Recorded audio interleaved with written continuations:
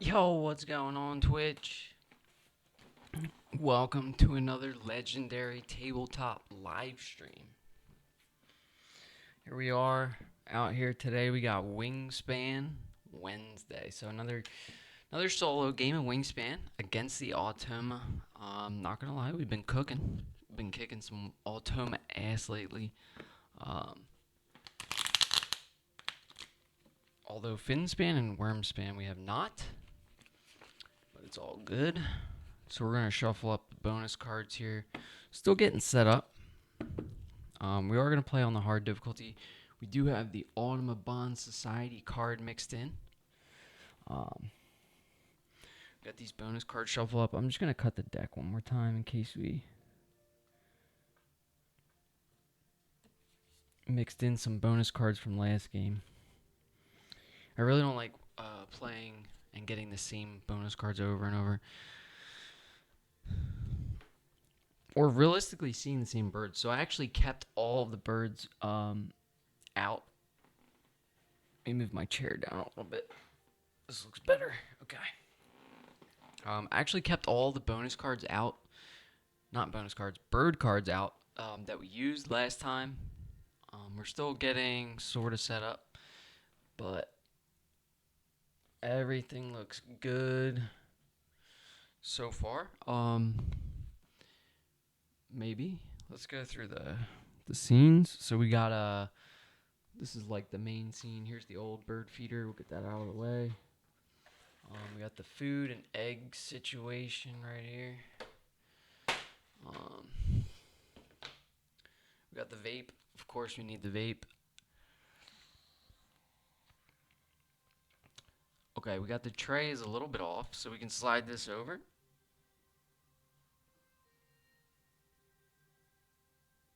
Okay, and then we have the bird feeder. No, the board. So this would be like just the player board. Everything there looks good. We could slide. Honestly, this could just slide down to here. And then we need our player tokens. So we're going to be. What color? Let's be red. I actually lost one of these red cubes before. And Stonemeyer Games just sent me a new one. And I also noticed that I was missing the purple Guyuno, which is from the base game, and they sent me one of those. It was great.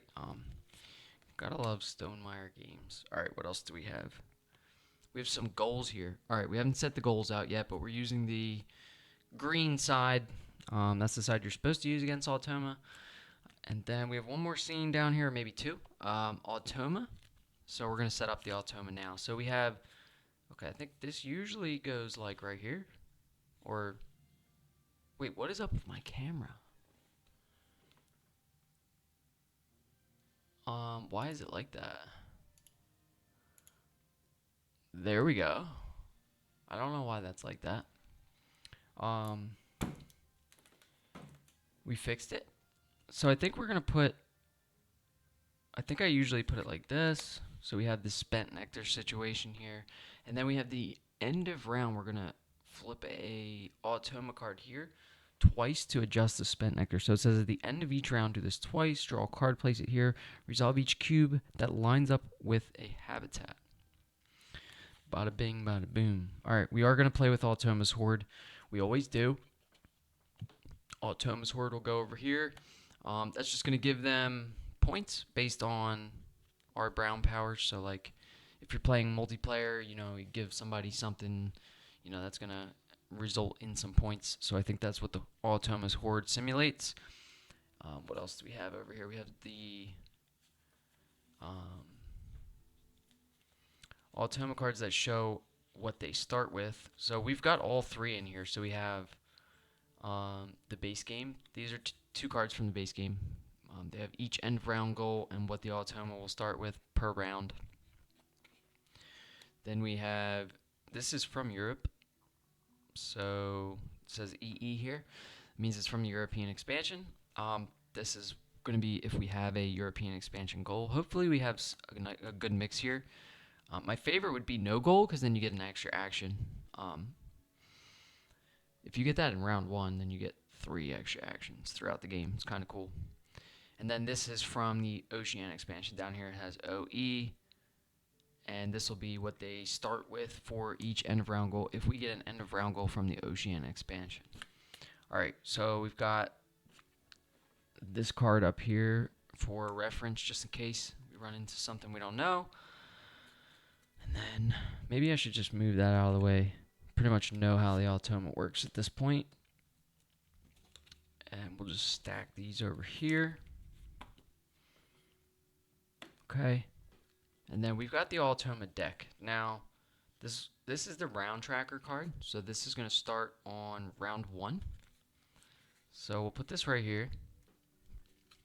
And then we have the actual Automa cards themselves. So this is what's going to be running the automated opponent for us. Each one of these symbols is going to tell us what they're going to do based on what round it is. And we've got, there should be 10 of these. So 1, 2, 3, 4, 5, 6, 7, 8, 9, 10. So there is 10. And then we have the 2 extra cards that we've added in for extra difficulty. So this is Rawtoma, the Royal Australasian Ornithologist Union card. This is going to make it a little more difficult. And it says to use with the Oceania expansion. So we are going to use that for Nectar. I believe it's just like gives them a chance to actually take Nectar from you. If you look at... Yikes, this takes forever to focus. I'm so sorry about this. Alright, so Cherry and Wheat being in that round 2 area there, they're going to remove Nectar from the board there, or from the feeder there, but only in round 2, which is weird. And then we also have Audubon Society cards, so they're going to play a bird and get a cube in no matter what round it is. That's it. That just ups the difficulty. So we have both of those cards in, and we're playing on max difficulty. This is about as hard as it gets against the Automa, I guess. So we'll shuffle this deck up. We'll get ready to play.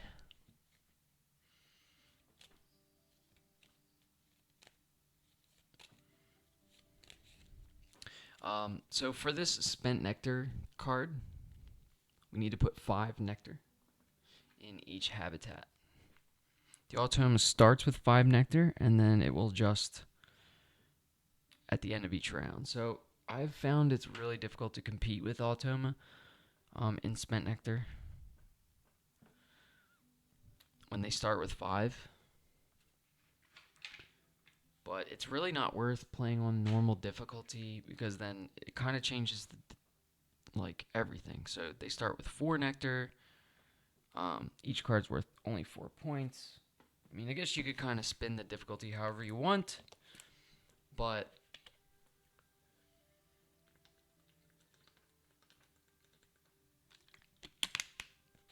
yeah. For convenience, we're just going to keep it the same as it's been. Alright, we've got a whole stack of, look at all these end of round goal tiles. I mean, what's the best way to just randomize these, right? Shake them up in your hand and let one fly out. We got Birds in the Forest for round 1. That's what we're going to do this time. We're going to shake them up. I'm just going to turn the brightness up a little bit. It's kind of dark. Is that better? Looks better. Okay, we're out here. We're going to shake it up. Let one flop. Alright, we have... Dude, what's with the base game and round goals? Alright, we have platform birds with at least 1 egg for round 2. Alright, let's zoom in on the goals here. So, for round 1, we got birds in the forest. Round 2, platform nest birds with at least 1 egg. Alright, round 3. Come on. Alright, we're taking this one. It's going to be worms and food cost of your birds. I like that. That's one from the Oceania expansion. Yeah. So, I want to get some kind of, like a little mix in there. So, alright, we'll pull this one. This is food in your personal supply. So, we have one from each expansion. That's interesting. Food in your personal supply round 4 kind of sucks. But, you never know. Okay, next thing, we've got the end of round goals set up. What else do we got to do? Roll this feeder, of course. Put some birds out in the tray, right? Um,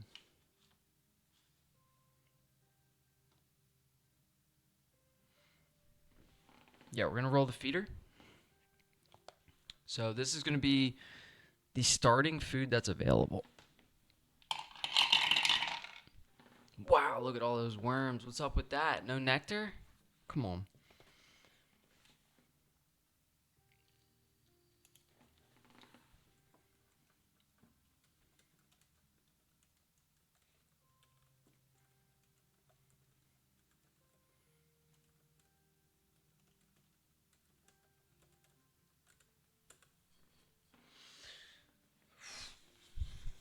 All right. So we've rolled the feeder. Let's put 3 birds out in the tray. This could be the most important part. Let's see what we have. Anna's hummingbird. I like it.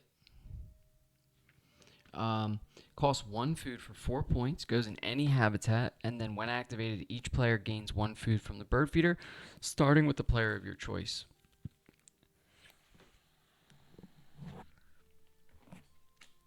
We got Dick Sissel. I don't really know how that's pronounced, but I've always laughed at the name of that bird. Can't help it. That's going to be when activated, tuck a card from your hand behind this bird. If you do, you may lay an egg. You may also lay an egg on this bird. Then we have the common tailor bird. So this is a game end power. Find a contiguous group of birds in your preserve that have the same nest type. Lay an egg on each of them, and wild nests count as any nest type. As usual, right? Pretty cool. So that's our setup. Hello, yo, Team of Scotia. What's going on, man? Welcome to the stream. This is Wingspan. We're just getting set up here. We got all the expansions mixed in. We're not playing with the duet board this time. We're using the regular end of round goals. I'm good. Wednesday down. How are you? I'm good, man. Good. Yeah, we have Asia cards in here, but we're not using the Asia duet board. So when you buy the Asia expansion, it actually comes with this board. Not to confuse you anymore, as you are a new Wingspan player, but this board is a whole new way to play one-on-one. So we are gonna not play this way this time. My last like 5 or 6 streams of Wingspan have been me playing with this board, trying to get used to it, stuff like that. And it also has, as I was explaining, the other side is flock mode for 6 to 7 players. So as you can see, it's just a bigger version of this. Oh, nice, great that they are adding variety. Yeah, so this is a nice little difference to the thing. Like, you get points for putting tokens in a line, but when you play a bird in the wetlands, you have to place a token in the wetlands, and then it also has to correspond with your bird. So if you play this kind of nest bird, it's got to go on this kind of nest, or it can go on the food that you fed it, or to paid for it, or whatever. So duet board is staying away for this game. So this is going to be a little bit more of a basic game, but we've got all the cards mixed in. So starting right now, we haven't even pulled our opening hand yet, but in the tray, I always like to look at the tray before I even draw my opening hand, because it can really determine what cards you want to take. So the tray, we have Anna's hummingbird. So this is a good brown power from the base game. It goes in any habitat for 1 food. It's 4 points. And then each player gains a food from the bird feeder, starting with the player of your choice. So if you're playing against someone, you can choose yourself, or if you don't like the food, you can choose them and then maybe be able to re-roll. Then we have Dick Sissel. When activated, tuck a card from your hand behind this bird. If you do, you may also lay an egg. So that's just a tuck and lay bird. If you tuck a card, you get to lay an egg. It goes in the grasslands only, though, so you would need some kind of card to feed that bird, the cards. Otherwise, you're going to be spending actions drawing cards and then laying eggs to tuck the cards. So a good card to feed the Dick Sissel would be a killdeer or a Franklin's Gull. So They go in the grasslands also, and they allow you to discard an egg to draw 2 cards. So that way you have your Dick Sissel here, you got your Franklin's Gull or Killdeer here.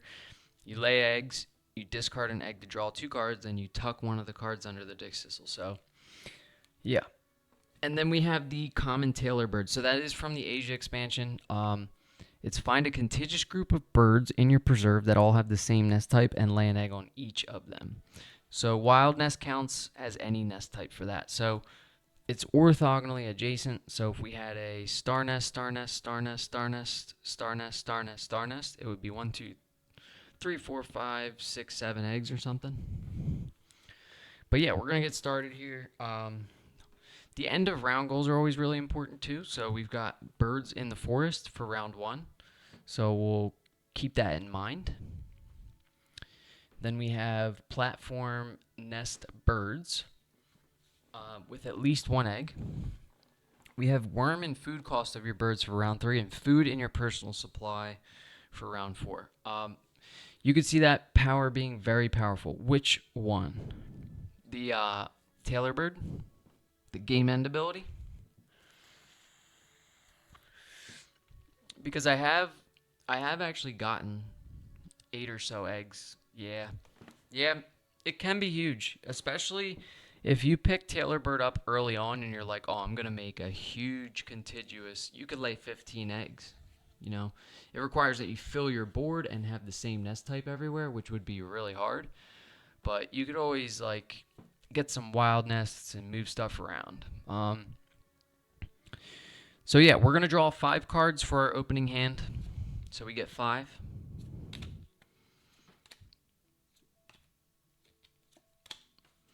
And let's take a look at what we have. So we have Plumbus Red Start. This is from the Asia expansion. It's a wetland bird, costs 1 food for 4 points, which isn't bad. The when activated power, though, I'm not too keen on this. Draw a card from the deck and add it to your hand. All other players draw 1 from the deck and add it to their hand if the bird has a worm or a wheat in its food cost. All right, then we have Little Ringed Plover, also from Asia expansion. Little Egret from Asia expansion. Okay. Bearded Reedling from Asia expansion. And finally, a card from the base game. Buick's Wren. So this is a migratory bird, one that can move from habitat to habitat. And honestly, those aren't the strongest birds, but they have their situational uses. Bearded Reedling is a round end ability, so we would activate that at the end of each round. It says, for each other bird in this column with an egg on it, lay an egg on this bird. Okay, so each column is going to be up and down like this. Yeah, so if we had Bearded Reedling here and a bird here and a bird here, then we would get, what, 2 eggs per round on that bird? I mean, it's a decent way to get eggs. Little Egret, though, is cheap. So, costs 1 food, goes in the wetlands.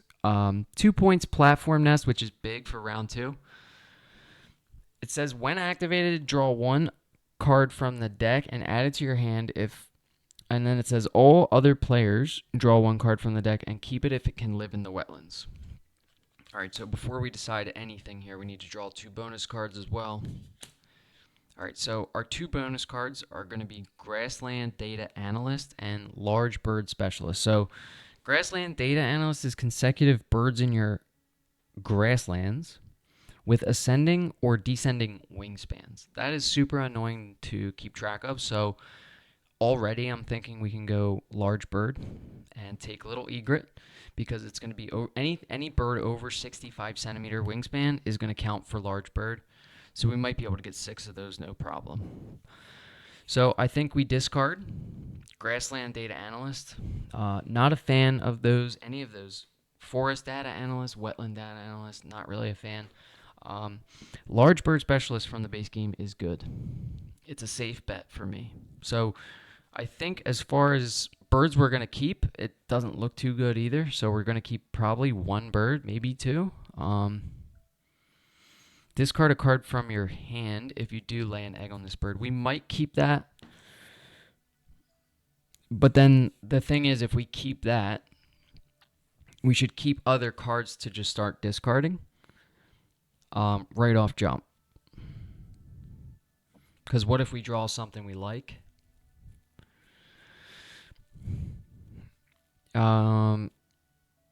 Let's keep plover. It is 1 food for 4 points. So we'll keep 2 birds. Okay. And we get 3 food then. And we also start with 1 nectar. So I'm going to put my cards down here. So we have large bird specialist, little ringed plover, and little egret. Now, these are 2 wetland birds that we're keeping. I always find it's important to start with at least 1 wetland bird and at least have a plan to get down a forest bird. So the forest bird for me that I'm looking at is Anna's hummingbird that's in the tray.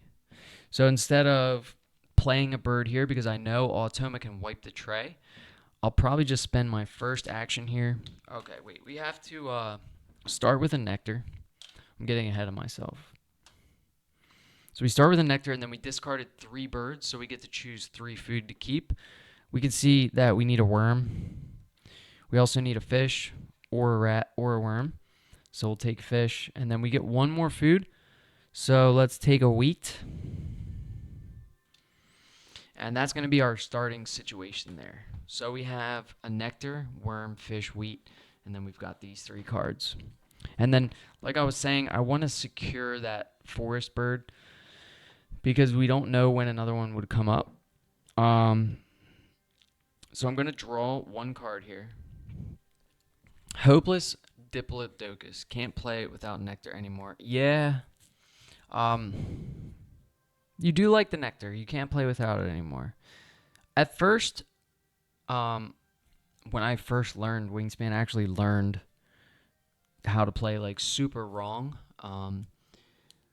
We were just like discarding nectar and all that. We were never putting spent nectar in the spent location. So when I actually learned how to play the game right, then I actually liked the nectar. So I agree with that 100%. I do still play sometimes. Before I fill this board up, I want to show you the other side of the Asia board too. It actually looks really cool. So it is a double-sided board from Asia, and it's a little different from the base game boards. Yeah, so this is if you were playing without nectar, you could use this side. Now, the other thing about the base game without nectar is it's also harder to get to that draw 2 card situation and to get to the gain 2 food situation. It is much easier on this side of the board. So I could see why everyone can't play without nectar. So yeah, first action, we're going to draw 1 card here. We're going to take Anna's hummingbird. All right, so that goes in the hand. We refill the tray. And we have another game end ability in the Black Swan. So that's lay an egg on each of your birds with a wingspan over 100 centimeters, including this one. I'll be honest, I'm not that big of a fan of the game end abilities. Again, they're all going to be situational. If you happen to find one like mid-game, like, oh, that would be really good for me, sure, why not? But at the start of the game, I find it's too much for me to think about. So I try to keep it simple. Okay, we're going to run the Automa here for their first turn. Now, when you're playing with the Oceania expansion, you have to add these 2 cards in. This is going to give Automa some spent nectar based on your difficulty, and then you're going to adjust this at the end of each round twice. So when we're done with the Automa's turns, they'll flip 2 more Automa cards here and then adjust their spent nectar. But for turn 1, we just flip this card like this, and then we find the card that shows what they're doing, and it says they're playing a bird, so we take we didn't give the Automa a bonus card, so that's really important too. So they're going to play with Anatomist. So birds with body parts in their name. So we're going to take all bird cards that match a bonus card that match the Automa's bonus card. Okay, so in the tray, we have Black Swan, Dick Sissel, and Common Tailor Bird. All right, birds with body parts in their name. Dick Sissel does not count. Um, Back, beak, belly, bill, breast, brow, cap, chin, collar, crest. Yeah. So Tailor bird, technically would that count, right? Because tailor, like tail is in the word tailor. So they're going to take the Tailor bird, right? Face up for 2 points. I like that. That's fine with me. So we'll give them the Tailor bird. So they give anatomist so far. I'm going to put their cards down here because they're kind of irrelevant. And then that's all they're doing. So we would remove all cards from the tray that have a body part in their name. That's the end of Automa's turn. So there's the Killdeer. That's kind of huge. If we take that, we would never have to draw cards again. So if you see this, Team of Scotia, I know you're new to the game, but this is one of the 4 power birds in the game, Killdeer. This is one of the super overpowered birds that if you play in Wingspan tournament on Discord, they won't even let you play this bird in round 1 because it's so strong. You have to wait till round 2.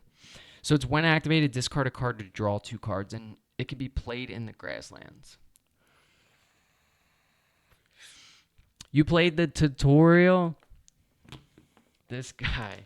Yo, I'm saving the tutorial for like one of my last achievements. They give you like little achievements on the phone.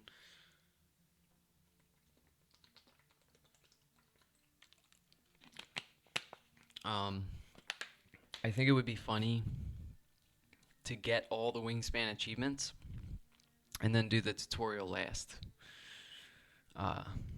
for the memes. So yeah, Killdeer pops up in the tray.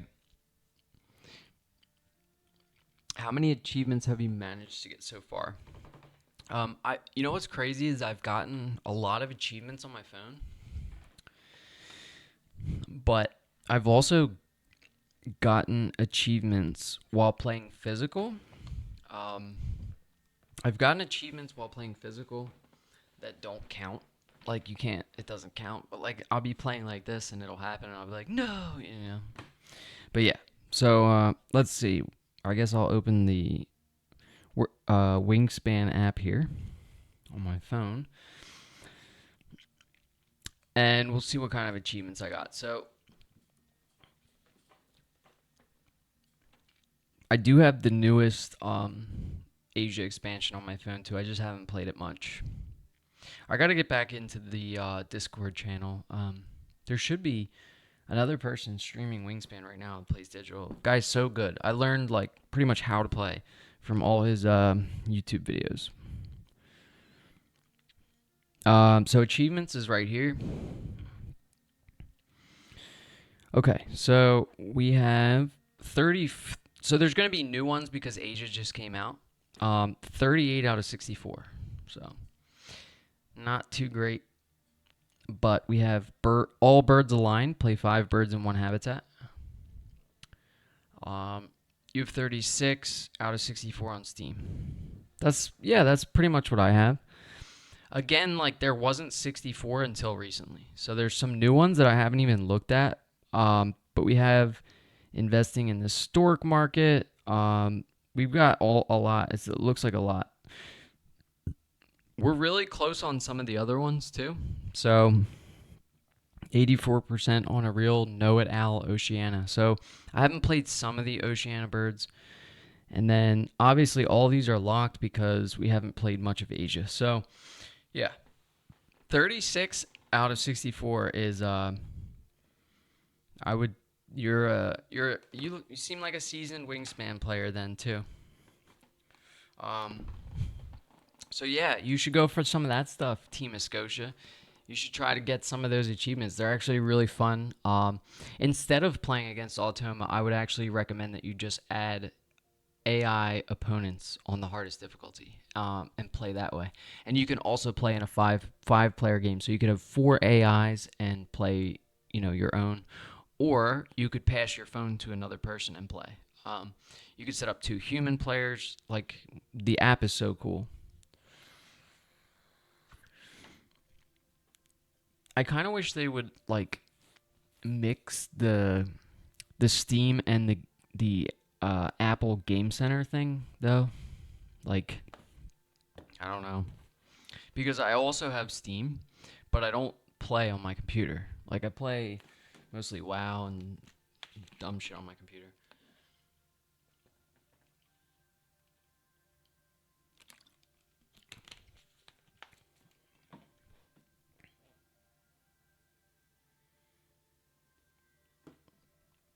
Um,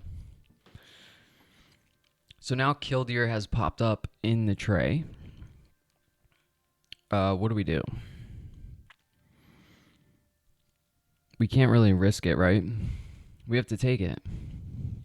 Now, if you're playing like against a person here, you're just gonna basically waste this turn anyway to take this card.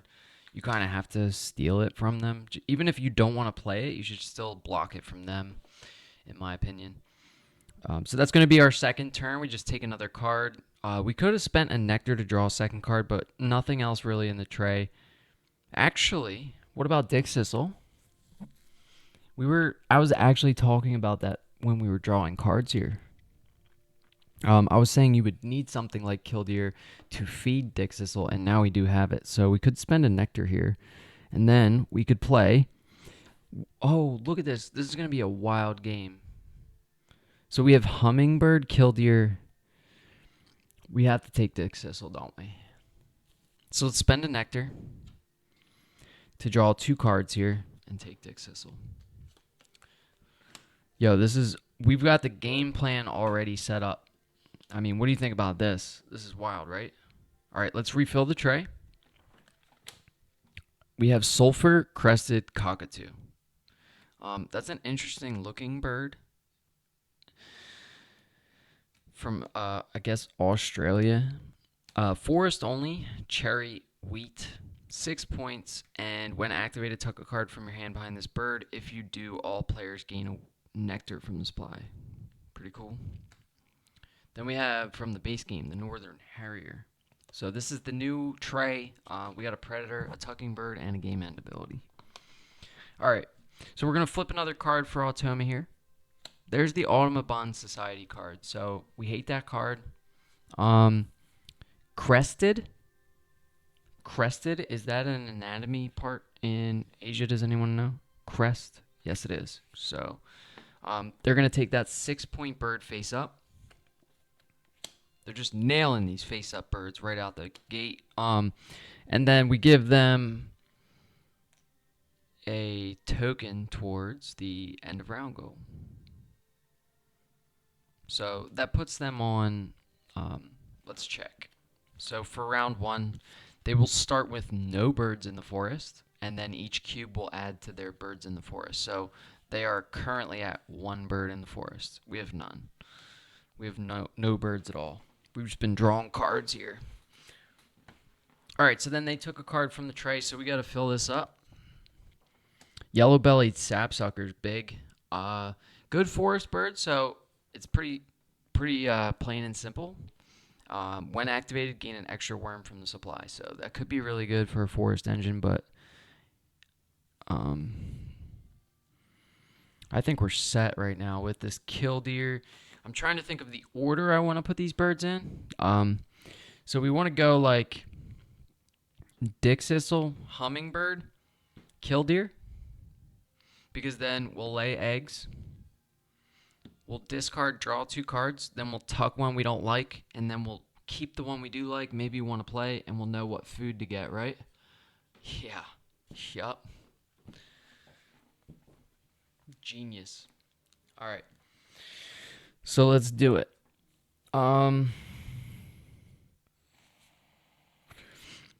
What did I just say? Hummingbird first? We might not even play either of those wetland birds at this point. So I think... Oh, what about our bonus card, though? Yeah, let's play Hummingbird. We're going to spend a fish. All right, so we're playing a bird here. First column, no egg cost. Anna's hummingbird costs any food, one of any food, and it can go in any habitat. So we'll pay with one fish. And we've played a bird. So we'll go back to Automa. They're going to lay an egg and lose that action cube. So that's big. They're going to be fluctuating back and forth. We do have to get a bird in the forest if we want to qualify. But the first round is the best one to skip. It's only a 3-point difference. 4 if you don't qualify. So we'll give them an egg. I'm going to keep the eggs over there. So they're just easier for me to count at the end of the game. All right, so now we lay eggs, right? We take a worm. So we're going to lay eggs here. We lay 2 eggs. We can put both of those eggs on our Anna's hummingbird. And then the Anna's hummingbird is at capacity. Now, we'll activate Anna's hummingbird, and we gain a food from the bird feeder, starting with the player of our choice. So when you play with the Automa, we're just going to give them a cash token and take what we want from the bird feeder. So we're just going to take a worm like this. And we get another worm. And then I'll use cherries as cash tokens for Automa's horde. So every 3 cash tokens will convert to a single point for Automa. All right, that's our 4th turn. Let's flip a card for Automa. Okay, here's the Royal Australasian Ornithologist Union card. I nailed that. They're playing a bird again, so we're looking for words, anatomist, body parts. We have bellied in the yellow-bellied sapsucker. So they're going to gain that card face up for 3 points, which is actually better than them getting a face down card, so I'm fine with it. And then they lose a action cube, but they don't have an action cube to lose. So then we refill the tray. Redback Fairy Wren comes out. So I know you like those game end abilities. Team of Scotia, we'll zoom in on this if I can figure out what button it is. There it is. Redback Fairy Wren. So this is also from the Oceania expansion. And it says at the end of the game, lay an egg on each of your birds with a wild nest, including this one. So if you were to pair that with that first bird that you were talking about, the common tailor bird, that would actually be really good because you could lay a bunch of eggs at the end of the game, and then I think it would be worth it. All right. So we could play Killdeer now, but I think we need to get Dick Sissel down first. Why did we take a worm? How come nobody was helping me? I wasn't paying attention. I should have taken wheat. Does it really matter, though, if Killdeer is behind? Because we have something to tuck now. So I think let's just drop Killdeer. We definitely screwed up the order of this, but that's going to be fine. Because we took 1 or 2 extra cards we can tuck here. So we're playing a bird. In this second column, it costs an egg. We're playing in the grasslands. And the card we're playing is Killdeer. And we spend a worm. Because it costs a worm or a wheat. And then we spend 1 egg. Okay. So that's 5th action. So we'll flip. And the Automa is going to take food from the bird feeder, and then we would activate any pink powers we have. So the way this works is we look at the Automa's card, and they're going to first remove any worm/wheat tokens. So let's check the feeder. We have 3 worm wheat tokens, so all 3 will come out. And that is good news for us because we can activate that hummingbird and re-roll the feeder.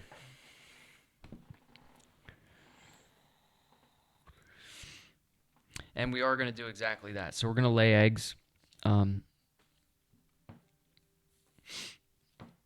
If we draw something, I would like to re-roll, get some nectar, play a cheap forest bird. Honestly, the sapsucker would have been nice, but it's kind of late now. So we're going to lay some eggs. We get 2 eggs. Then we have an option to discard a food or a card for a third egg, but we're not going to do it. So that's 2 eggs we laid there on Killdeer. We're going to discard one from Killdeer to draw 2 cards. This is why this card is so strong. Do we take Harrier for large bird specialist? I think we do. I kind of like the ability to. So we'll take that one from the tray, and then we will draw one off the top of the deck. Okay, Parrot Crossbill is a 6-point bird that we can put in the forest. All right, so we've discarded an egg to draw 2 cards. Let's activate the Hummingbird and re-roll the feeder since there's 1 food left. Bam, there's Nectar. Yo, some more Nectar. All right, so we'll take a Nectar. We'll give the Automa a cash token.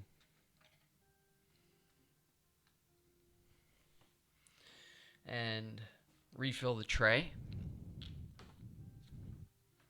There's an Emu. Emu is an interesting bird. Let's check this out real quick. I picked and played that Harrier earlier myself. Good to know I'm on the right track. Yeah, so the predator birds that you want to look out for are the ones that let you look at a card from the deck and tuck it. The predator birds, you might still want to play them, but they have a predatory power, but they allow you to roll dice outside the feeder. That is not the strongest ability. I've barely ever gotten food cash points from that. And they did fix that with the Asia expansion. They allow you to gamble with some cards. So, but yeah, that Harrier is just an easy 3 points for 1 food, and you're guaranteed going to get some tucks under it throughout the game. It's a really good wetland bird, too, if you need to get that wetland engine going. But anyway, so we're going to go back and look at this Emu. So this is a bird that I have yet to understand from Oceania expansion. So gain all wheat that are in the bird feeder. Keep half. Round it up. Then choose how to distribute the remainder among the other players. Like, what is that about? Am I right? That is one of those birds, though, with vestigial wings. So it has a star in the wingspan spot, which I think is really cool. So it would actually count for both large bird specialist and passerine. Because it's just a wild wingspan because it has no wings. What the hell? Where am I at? 6, 1, 2, 3, 4, 5. All right, we got to flip an Automa card. I think that was the end of our turn. We got a Nectar, which is good. We can play Parrot Crossbill to qualify for the end of round goal. So let's flip a card for Automa. See what they're doing. All right, and they're wiping the tray. So that's what this symbol means. Get rid of all 3 cards in the tray. And then they gain a face-down card from the top of the deck. Worth 5 points. So we'll put that in their pile down here. And then this also means that they're going to gain a cube towards the end of round goal. So they just played another bird in the forest. Or 1 bird in the forest. I'm not sure how it makes sense they lose and gain cubes and stuff. Oh, I really do like this pink power here that just popped up. European Goldfinch. Yeah, you're definitely on the right track playing the Harrier. Oh, this is another thing I want to show you. Team Escotia. My man, check this out. This is the most overpowered bird in the game. If you ever see this, you have to take it from the tray. It's the Chihuahuan Raven. If you can read, I know that's a little blurry, but it says when activated, discard an egg from any of your other birds. So it can't be the raven itself, but you have to discard eggs from your other birds to gain 2 of any food from the supply. That's huge. You can gain 2 nectar. Just bam. It's kind of crazy that this bird just popped up because we have a killdeer already. So we could go raven, killdeer, Dick Sissel, and just run our grasslands all game. Which we're definitely going to take that. You have to. You have to when that pops up. There's 2 of them. There's one called the Chihuahuan Raven, one called the Common Raven, I think, and that one can go in any habitat. But the reason that's so important is anytime you can get basically like combine some of these actions, Like if you got to go down here to get cards, you got to go up here to lay eggs, you got to go here to get food. Right now we're getting all three things from one action. We're getting cards, eggs, and food. So that's kind of what you want to go for. That's pretty much the name of the game. At least that's how I try to play.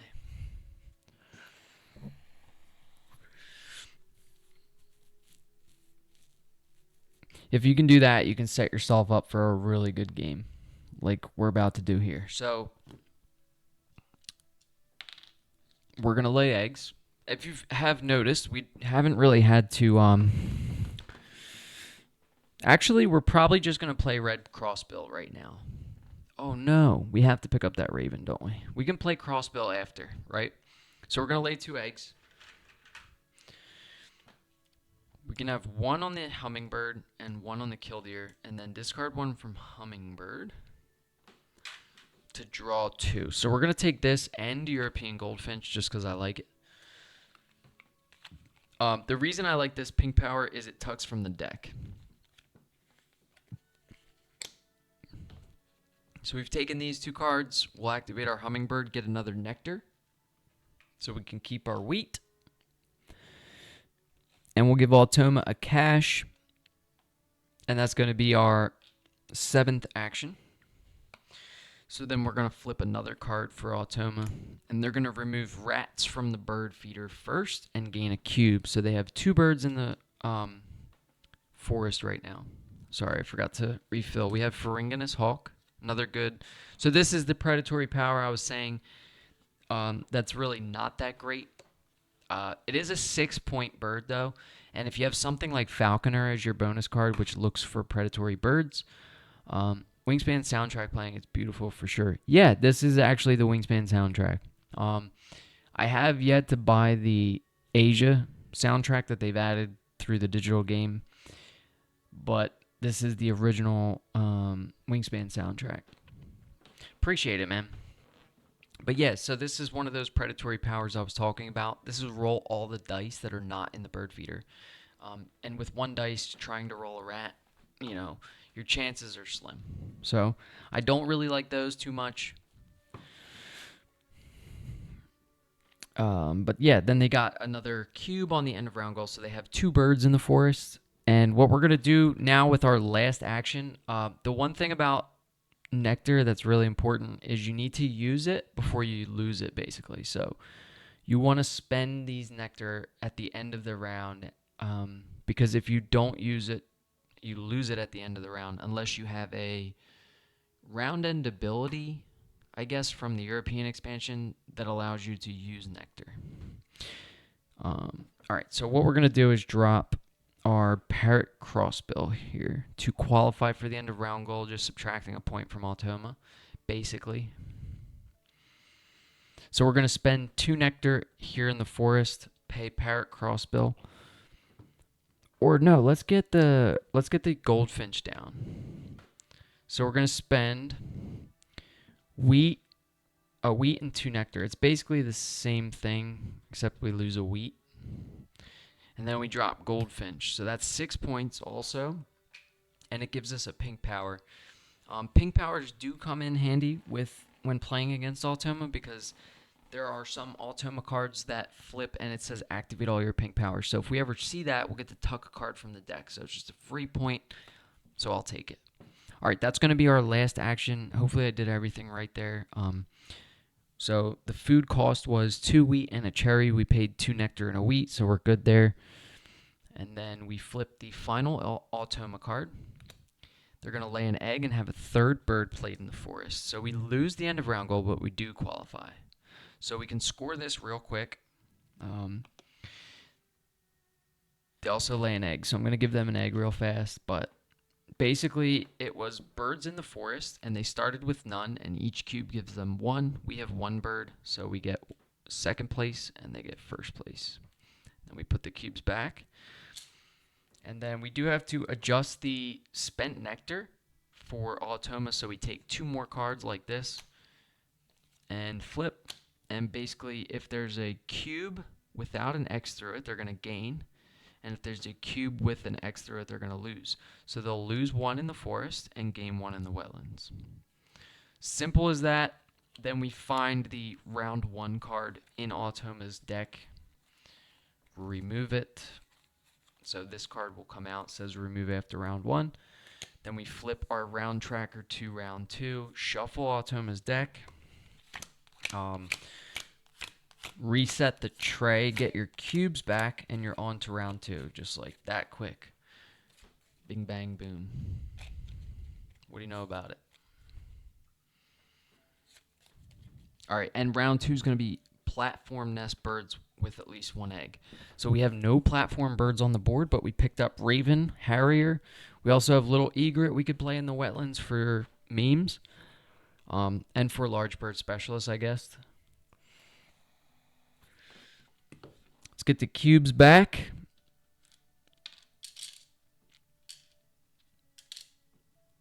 Discard the tray. See what birds are coming out.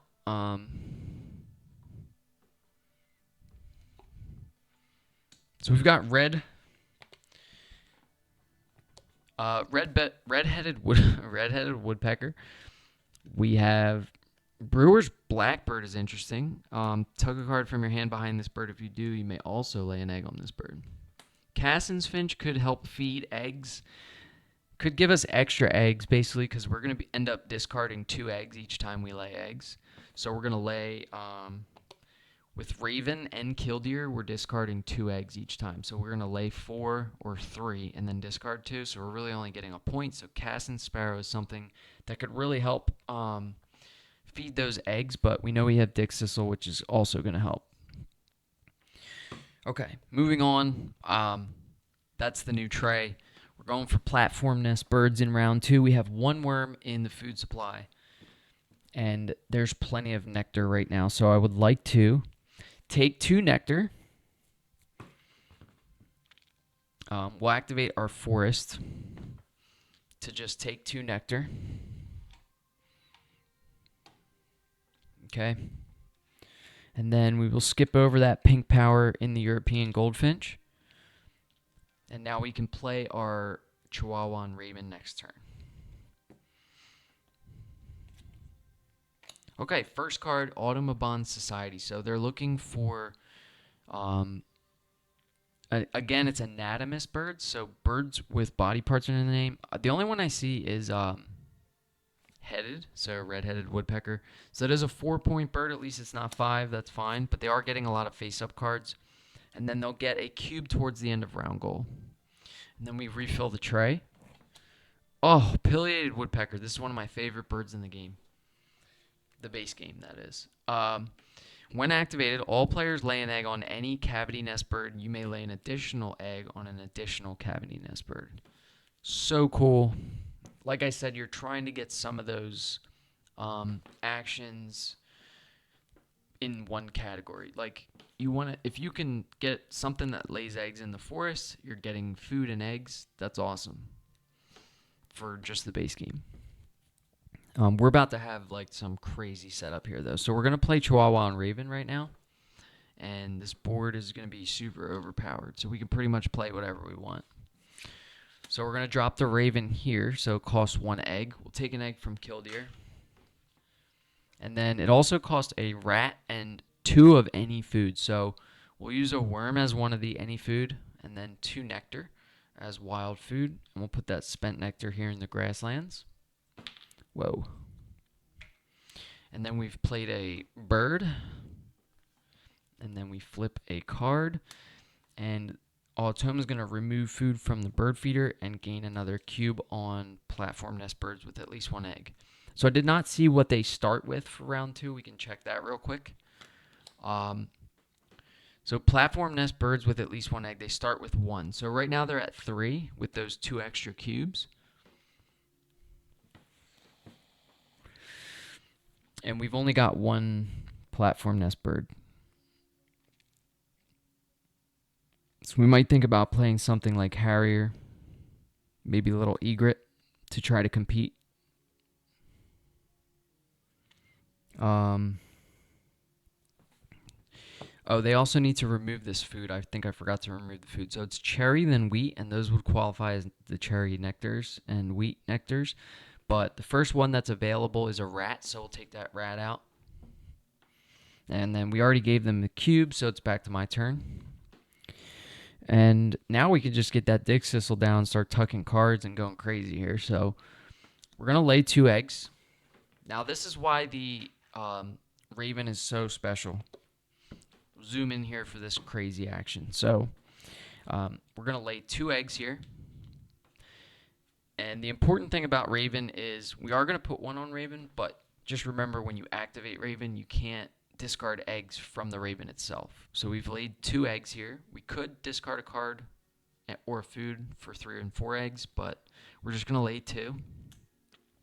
We discard 1 from Goldfinch, because it's any other bird, to gain 2 of any food from the supply. So we don't even take it from the feeder, we take it from the supply. So we just get 2 nectar for free. Now we can discard an egg from the killdeer itself to draw 2 more cards. I do like Pileated Woodpecker. The thing is, are we going to use it? I think we just draw. We just draw from the deck here. Power 17. I love this game. I got obsessed and bought all the expansions. The artwork is amazing. I agree 100%. That's why we're out here playing it. Play it like every Wednesday. And we're playing with all the expansions. Solo against the Automa. That's been one of my favorite ways to play. Especially when you have no friends, you can still play. So, yeah, we're going for some high scores. We've got a crazy board going on right now. We have Chihuahua Raven and Killdeer and Anna's Hummingbird in the grasslands. So, right now, I don't know where to draw from. I'm debating taking that Pileated Woodpecker from the tray, but I don't think we'll ever use it, sadly. We don't have any other cavity nest birds or nest box nest birds, so I think we're just going to draw 2 from the top of the deck. I have only ever played with my family when we're all together during holidays. I never played against Automa. I'm jealous. So, Crimson Chat and White-Throated Swift. White-Throated Swift is good. Another tuck and lay bird that we could just feed with Killdeer. Dick Sissel and White-Throated Swift could be a crazy engine. We're talking 4, 5, 6, 7, 8 point engine just in 3 cards. But that's really nice that you get to play with your family. One thing that comes with the Asia expansion that I've been dying to try is the flock mode. Actually, the back of this board right here, I would love to get 6 or 7 people together to try to play this. I think this would be so fun. Having 2 trays, 2 bird feeders, all that would be awesome. And they actually give you like first all the way down to 5th place for points. You could see that like the regular board only gives up to 3rd place. And there's some like spinning tokens that come with it. Yeah. We've got the nesting box. So we've got all the expansions. We're 100% in on Stonemaier games. We've got Wingspan. We've got Finspan. We've got the Wormspan. We're playing it all. It's really fun. So where am I at? So we discarded. We drew 2 cards. We got White-Throated Swift and Crimson Chat. Crimson Chat is discard any food to tuck a card from the deck behind this bird. That could also be good for us. Anna's Hummingbird. Each player gains a food from the bird feeder. So let's just re-roll here.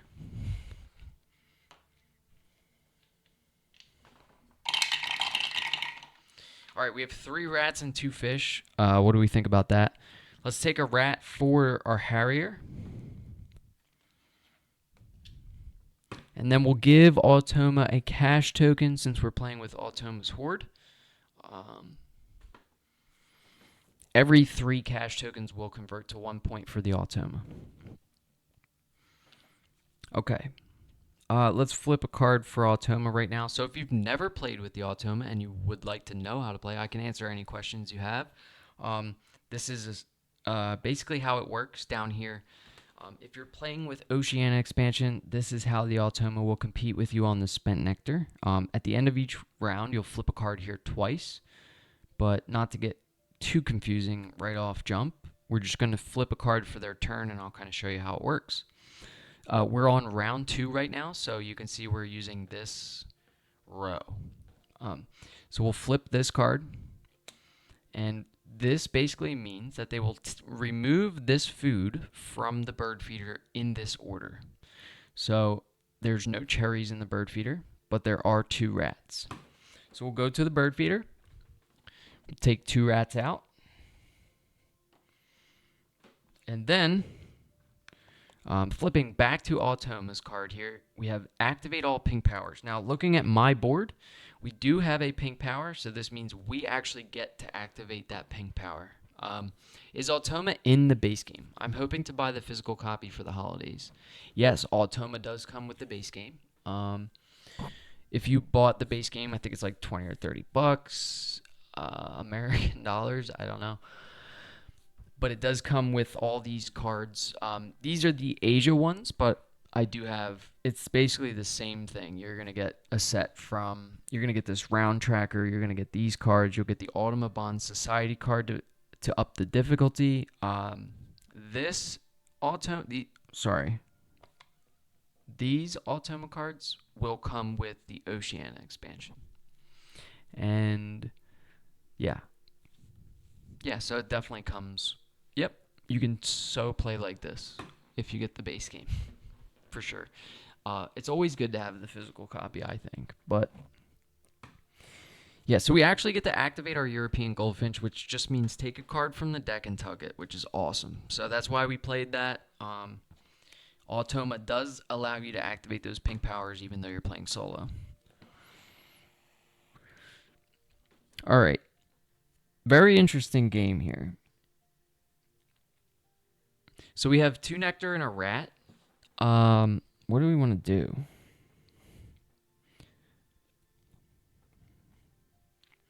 We could drop Harrier to get another platform nest bird, I think is the move. So let's play another bird in the wetlands. We're going to plop this here. Reason I'm doing that is I might not have room in the grasslands.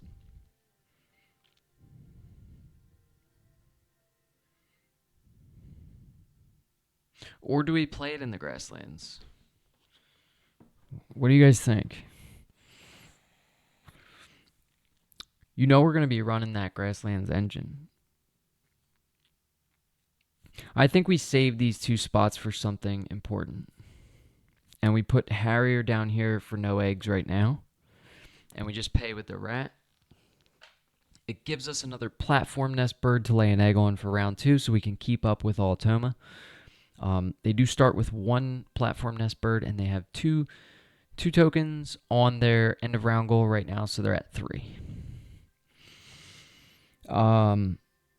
Yeah, so that's our whole action. We played a bird, so we'll flip another card for Automa. And when you see this symbol here, for Automa, it just means they're laying 2 eggs and getting a cube towards the end of round goal. So we give them 2 eggs. 1, 2. And then they take one of their cubes, and they have another platform nest bird with 1 egg. So I would say in the base game, end of round goals is the hardest thing to compete with Automa on.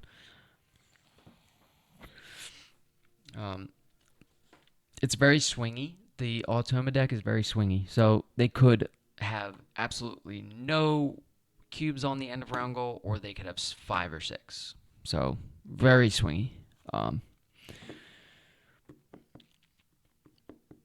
So what are we doing with our next turn? We could just discard Nectar here to get 4 eggs.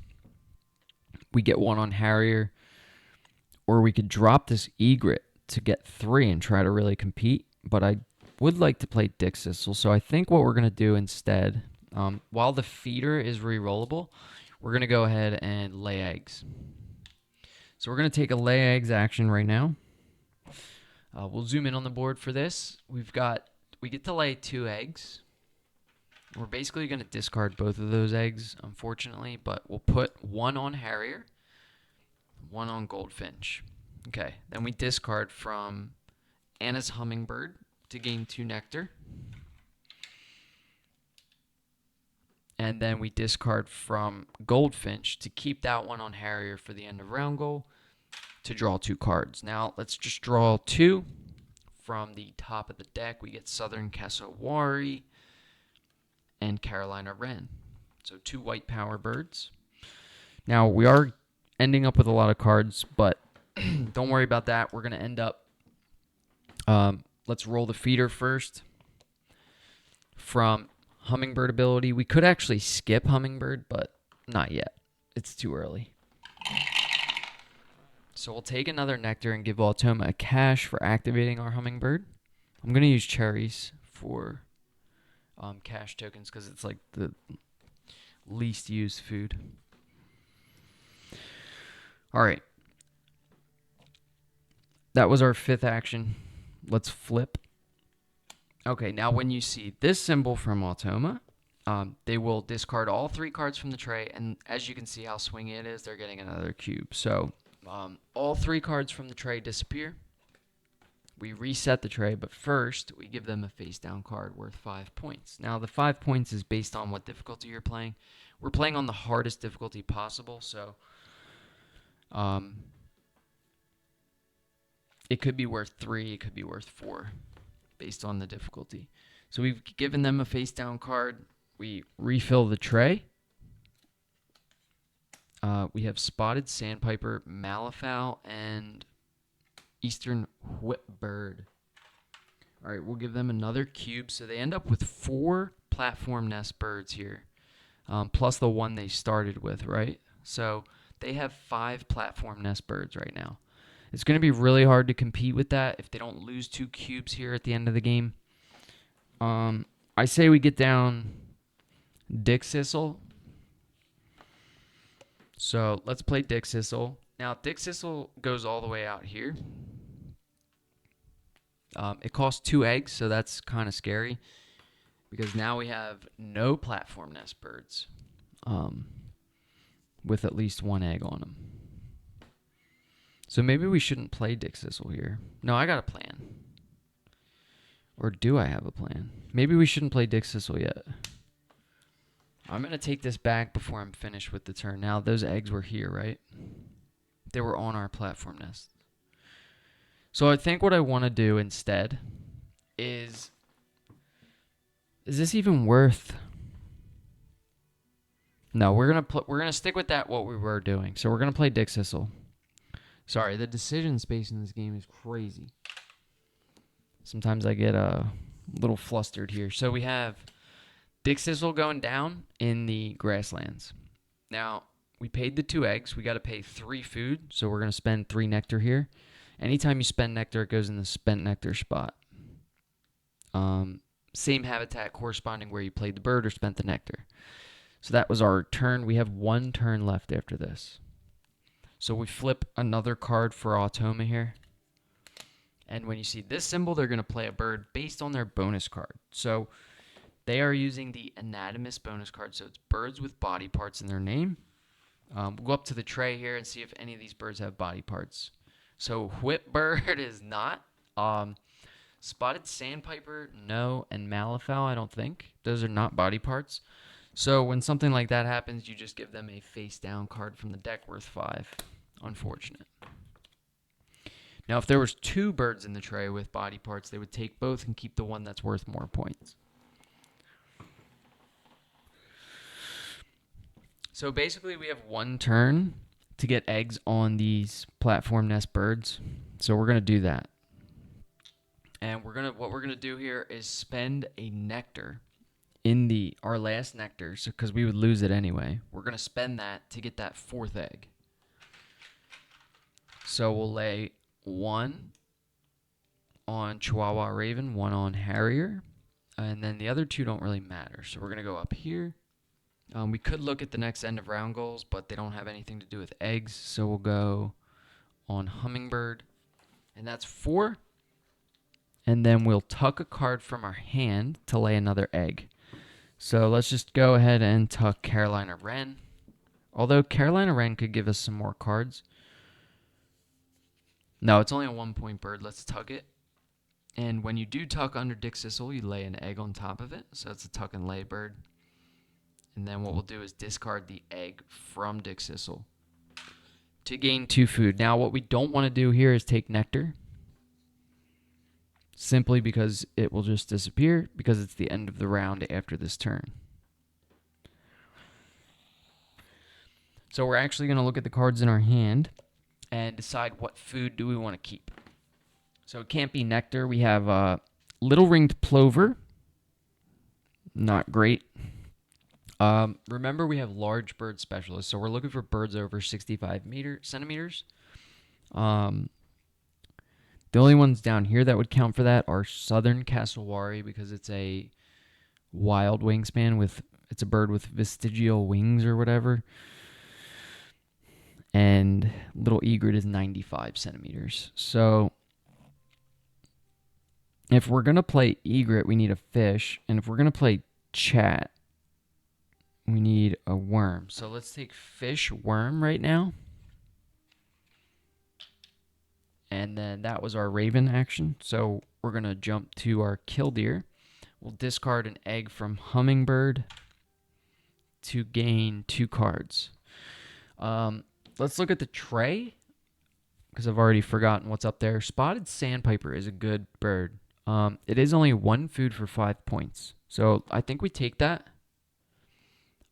It's not over 65 centimeters, but it's still 1 point for 5 food is a good bird. And then we'll take 1 from the top of the deck. So we have belted kingfisher. Another pink power. Once between turns, when another player plays a bird in their wetlands, gain a fish from the supply. Could be good. Probably not. Best thing about that bird is it has a wild nest. And look how cool it is. Check out the art on this card. These are all hand-drawn birds, by the way. So somebody drew that. I think that's badass.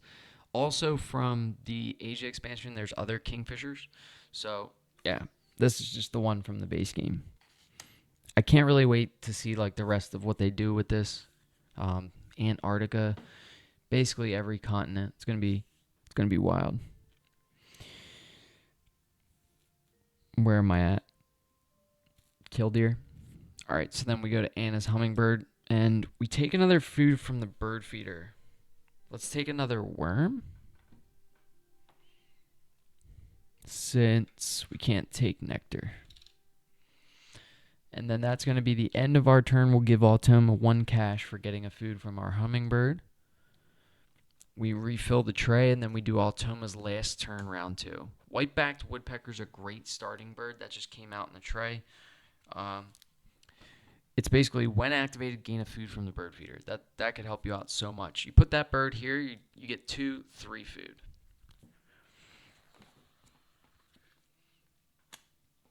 All right, we've got Automa down here, their last action. So they're going to remove worm/wheat. There is no worm wheat. We took all the worms. There is a wheat/nectar, so that will be the first food that comes out. And then what we see here is another beautiful activate pink powers. So check our board. We got this European goldfinch. We get to tuck a card from the deck. Gotta love it. Free point. Why not? And then we'll go back down to Automa, and we're going to adjust their spent nectar for round 2. So this means nothing happens, and then this means this is actually really good. They're going to lose a grassland nectar and a wetland nectar. So that's how you adjust the spent nectar. And then we will take their round 2 card from Automa's deck and remove it. So we're going to find this card that says remove after round 2. That comes out of the deck. Then we flip our round tracker over to round 3, shuffle Automa's deck. Reset the tray, get your cubes back,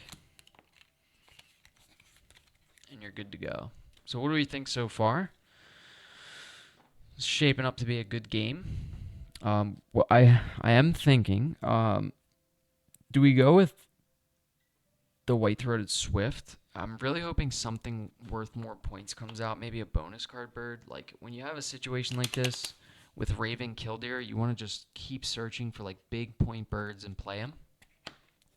There's only 2 rounds left, and we are lacking in that end of round goal points. So I sort of think we have all these cards. We just run our grasslands until we find some big point birds and play them from our Raven.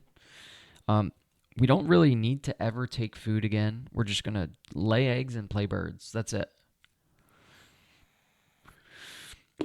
All right, so we'll reset the tray. Obviously, they won the end of round goal there. So this is how you'll score the end of round goal when you're playing solo. There is a card that comes with Automa in the base game. Let me zoom in on this for you. So this card here is going to say round 2. That's the round we were in. It's going to show the end of round goal here. So we have platform nest birds with 1 egg on them.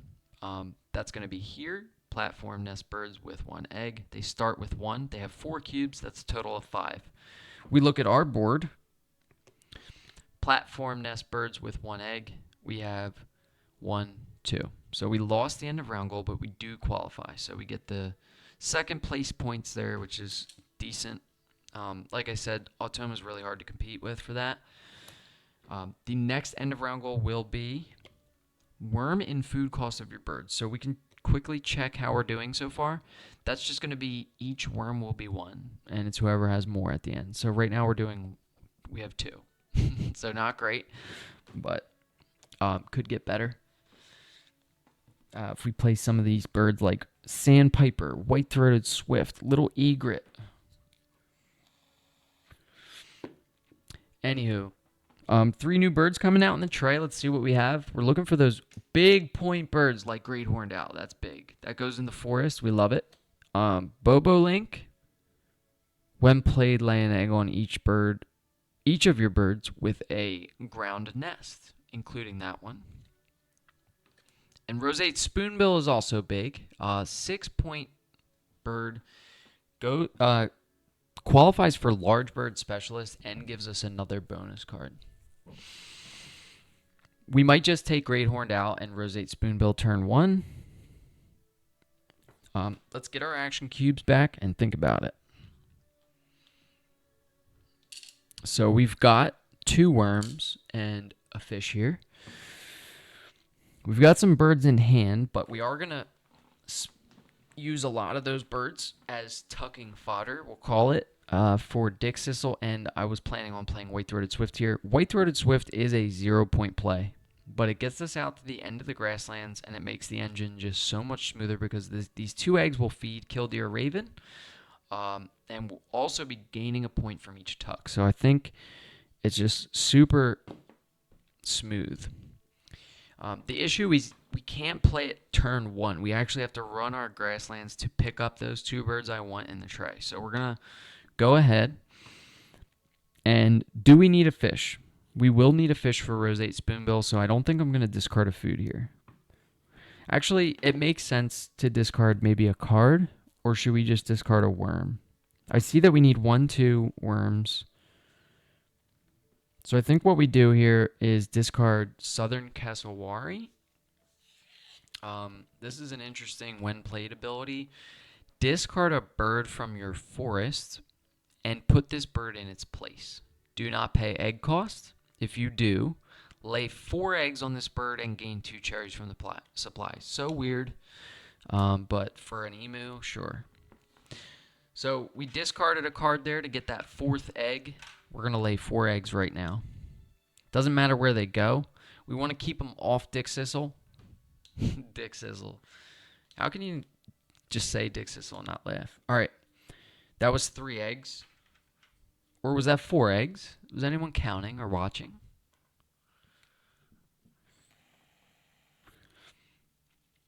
Did I have an egg on European Goldfinch or not? Does anyone know? I'm going to go with... I had one there? Did I have one there or not? I don't know. Oh.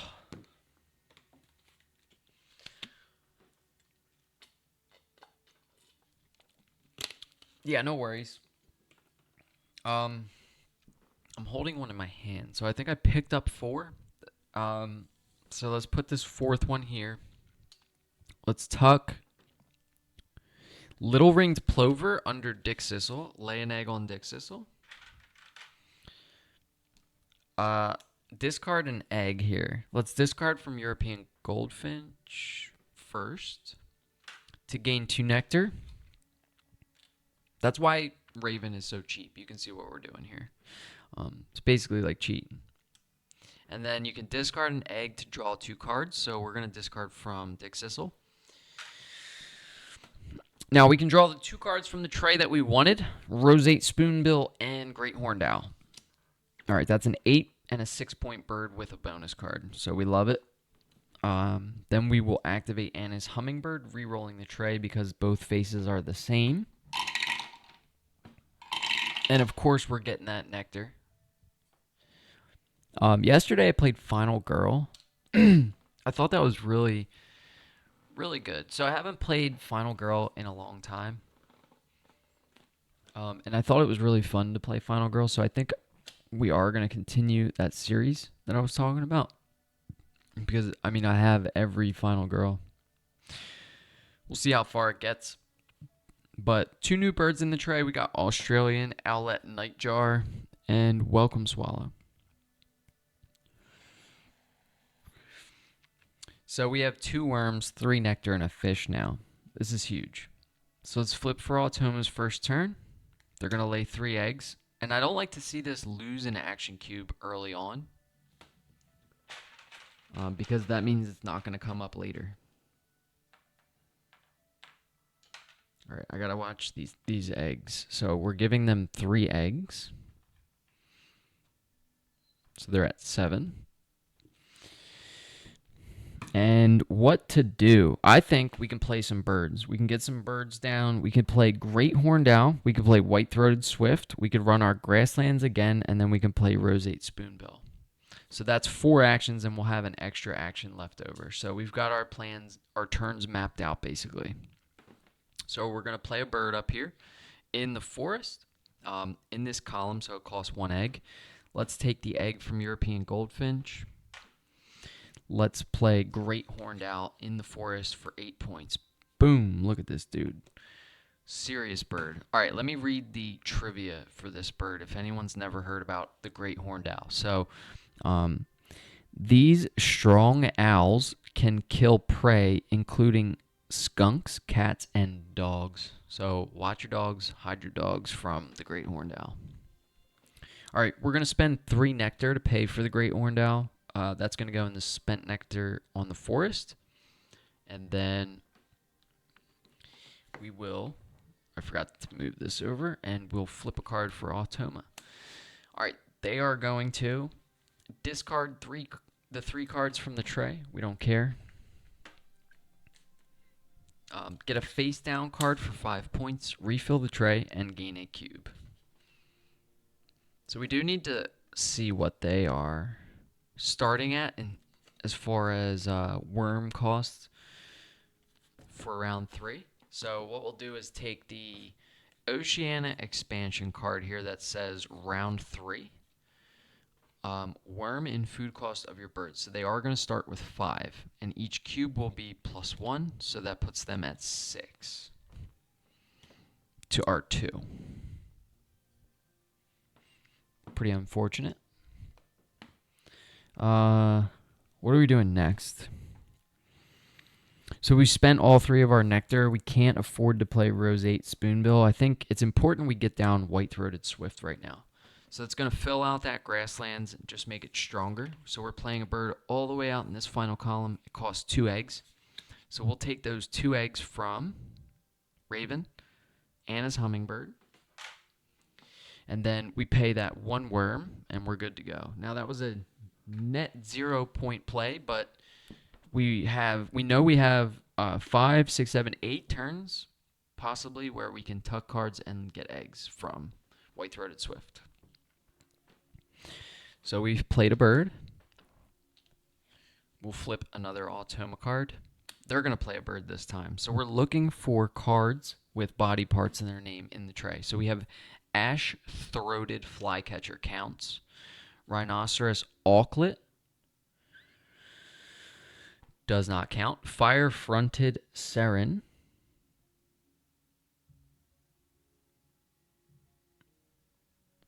does not count. So they're going to take ash-throated flycatcher. Face up for 4 points. They're also going to gain an action cube on the end of round goal, putting them at 7 worm food cost. I think we're going to end up losing each end of round goal. Eurasian coot is a huge bird from Asia Wingspan expansion. It says tuck up to 3 cards from your hand behind this bird. I mean, think about it. Draw 4, tuck 3. Tuck, tuck, tuck, tuck. You could have a huge full tuck there. All right, so now that we've got the white-throated swift down, let's start laying eggs. So we're all the way out here. We can lay 4 eggs. So I'm actually just going to grab 4 this time so I don't miscount. That's 5. All right, we've got 4 eggs. We're going to put these down. I don't think it matters where we put them. So we're going to spread them out in case we get a bonus card like Oologist, which is what you should have taken that other day, Team Scotia. It's real easy to get 9 birds with at least 1 egg on them. And then we have tuck a card from your hand behind this bird if you do lay an egg on this bird. All right. What do we want to tuck? We're not playing Crimson Chat. We can't play Crimson Chat. So we tuck. We lay an egg.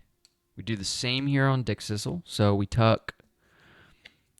We're not going to play Egrid anymore, so we tuck. And you can see how we're running out of cards to tuck quickly because, like I said, we need something to fill or feed these 2 cards. And Killdeer is going to give us 2 cards each time. So we tucked a card there. We're going to lay an egg. Now we discard to get food. So we have fish worm. Let's take a nectar.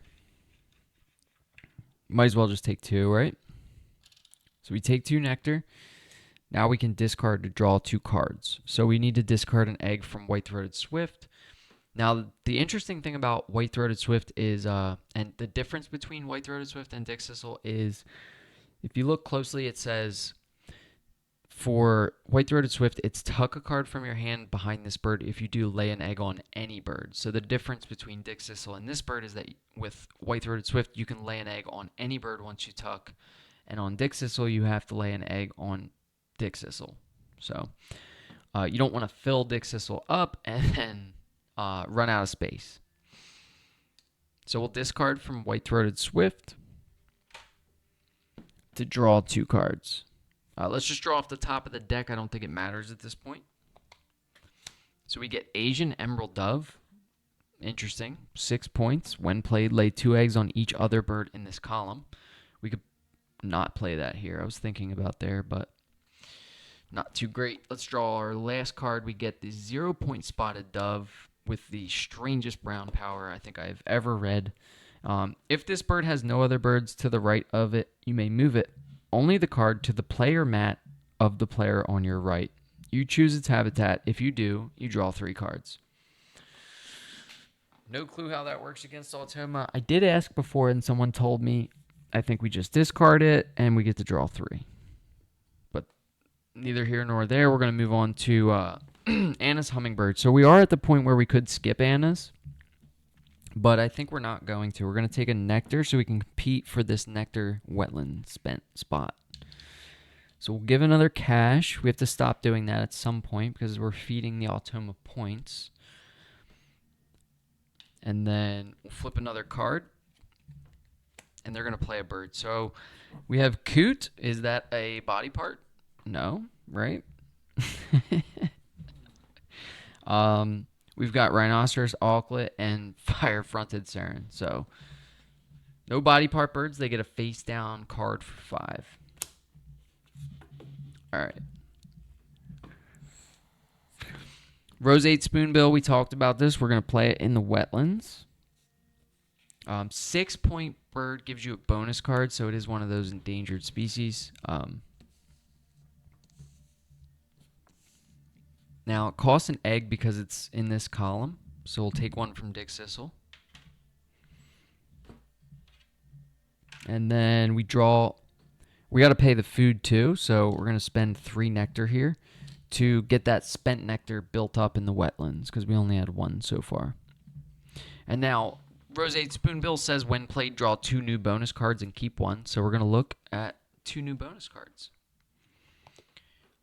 Maybe we can get a hand with what we're going to pick here. So we have Forest Ranger, consecutive birds in the forest with ascending or descending scores. So for us to get points from that, we would have to play a 9-point bird here. So I think that's really hard to get. The other option is Passerine Specialist. So this reads birds with wingspans 30 centimeters or less. For 4 to 5 birds, we get 3 points. And for 6 or more birds, we get 6 points. Let's look at our birds on the board and see how many of them are 30 centimeters or less. 1, 2, 3. So we are 1 bird away from 3 points. I think we take that. So we have both Passerine and Large Bird Specialists as bonus cards now. So that was our turn. We played a bird. All right, let's flip another card for Automa. Discarding all 3 cards from the tray. We've got 1 action left after this. They're gaining a face down card for 5, and that's it. So let's refill. Oh, that's what I'm talking about right there. Atlantic Puffin. Gould's Finch. Broad-winged Hawk. We take Puffin. We got to take Puffin.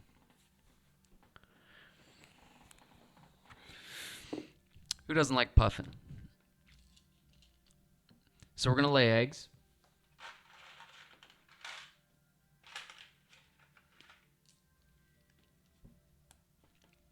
We may start running out of space for eggs, but we've got plenty of space down here. Let's start laying down here. We got 1, 2, 3, 4. We tuck. Spotted Dove. Sure. Now we can lay an egg on any bird here. Let's put one on Great Horned Owl. Actually, let's fill up Goldfinch first. Now we'll tuck Belted Kingfisher under Dick Sissel to get another egg on Dick Sissel. And then we will... Do we discard here from Raven? We don't... I think we do, simply because we need 3 fish. So we're going to discard 1 egg from Killdeer to take 2 fish, giving us the 3 fish we need for Puffin. And then we discard an egg from Raven to draw 2 cards. We could take Gould's Finch. That has a game end ability to play another bird, which is really interesting. I might take that. It would allow us... We could get a full board here. We have 5 turns.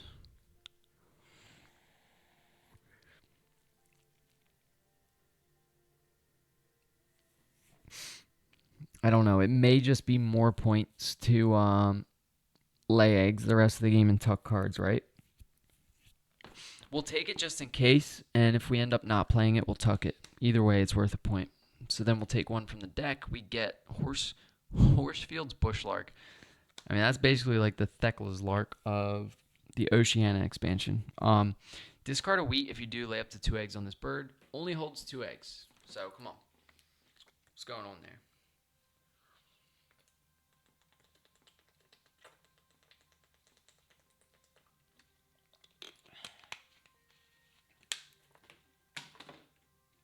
All right. We're on to our Hummingbird. So we could start skipping Hummingbird, but if we're going to use Gould's Finch, I think it's best we take another food. So let's take that worm. We could take a cherry too, because we do have Asian Emerald Dove. That could give us 2 eggs at the end of the game. If we have Puffin here, we can't put 2 eggs on Puffin. We'll take a cherry right now. We'll take a cherry. Big decisions being made right now. We give a cherry as a cash token for Automa, activating that hummingbird. All right, then we flip the final card for Automa round 3. So round 3 is officially over. Sorry if this is painfully slow, but that's how it is in physical. So Automa is going to lay 2 eggs. I'm moving as fast as I can, I promise.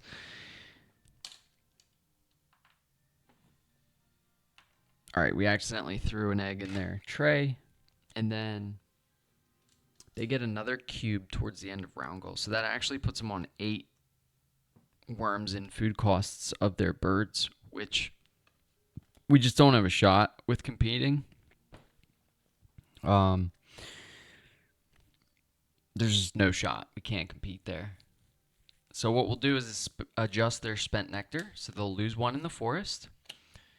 That'll actually cancel, so gain and lose just stays the same. Lose in the wetlands, or sorry, grasslands. So they're getting low here. I know it's hard to see. It's the perfect game for slow pace, though. Very chilled. Yeah, it is. The music is real chill vibe. I don't know. This is like one of my first board games, so this definitely has a sweet spot for me. Like a place in my heart, I guess, whatever you say. So yeah, they're gonna lose 1 in the wetlands and gain 1 or lose 1 in the grasslands, gain 1 in the wetlands. So that wetland stack, I don't think we're gonna be able to compete with them there. We'll remove this round 3 card and then shuffle Automa's deck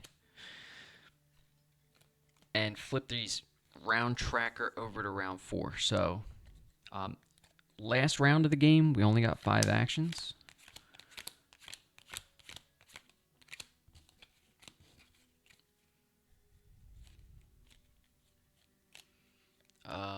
Yeah, spent nectar. We're actually looking good forest and grassland wise. I can count these. There is only 3. They started with 5, and then there's 4 in the forest, and then a big stack in the wetlands. So 4, 5, 6, 7 in the wetlands. All right, so we have shuffled Automa's deck.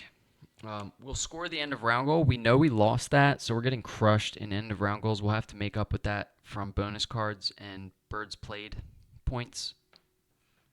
But we did end up qualifying because we have, let's look at how many worm in our food cost do we have? We have 1, 2, 3, 4. So we were halfway to what they had.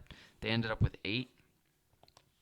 Not much you can do about that. Like I said, it is really swingy when you're just flipping 10 cards and they're getting cubes every time. We do have to reset the tray, though, and get our cubes back, and then we can start this round. So 3 new birds coming out. Please be some good ones. We have Eastern Phoebe. That's a good starting bird. Purple Guyunal. We love it. 7 points. Forrester's Turn. Not the best. All right. Let's get these cubes back. So we do only have 5 actions here. I would be interested in playing Purple Guyunal, but we have some birds that we want to play already, right? So we're going to get another bonus card from Atlantic Puffin. I think we drop that and see what it says, right? So we're going to play a bird turn 1. We play it in the wetlands because it can only go in the wetlands. It costs 3 fish. We pay the 3 fish. Did we pay the egg? Nobody probably noticed. Let's take one from Dick Sissel just in case. So when played, draw 2 bonus cards and keep 1. Forester and Wildlife Gardener. Okay, so big decisions here. Let's look at Forester. We're definitely not hitting Forester. So this is birds that can only live in the forest. All we have is great horned owl. So that is a no-go. Wildlife Gardener, birds with bowl nests. What do they call that? Nest? I call it a bowl nest. I don't know what to call it. So we need 4 to 5 birds to get 4 points from that. So we have Puffin. That counts because it's a wild nest. We have Hummingbird. That's 2. We have European Goldfinch. That's 3. And if we play red crossbill would be 4. So if someone reminds me, I will play crossbill because that will actually count for passerine as well. So crossbill just became an important bird. That's why we held on to it. Sure. All right, so we've played our first bird, round 4. Let's flip a card for Automa. They're going to take food. Fair enough. They take a rat. We activate pink powers. We get to tuck a card from the deck under that goldfinch. That goldfinch is coming through, I'm not going to lie. I don't think I've seen it. Never gotten this many pink power points from a Automa game. All they did was take a rat and give us a point. I love it. I am thinking about Gould's Finch. It's interesting because it's a game end ability. And it says, at the end of the game, play a bird, pay its normal food and egg cost, and if it has a when played or game end power, you can use it. We may do that with Asian Emerald Dove. We'll collect the food we need. We can't use nectar because the discard any unused nectar sequence happens before game end powers trigger, so we cannot use nectar. But that's actually a lot to think about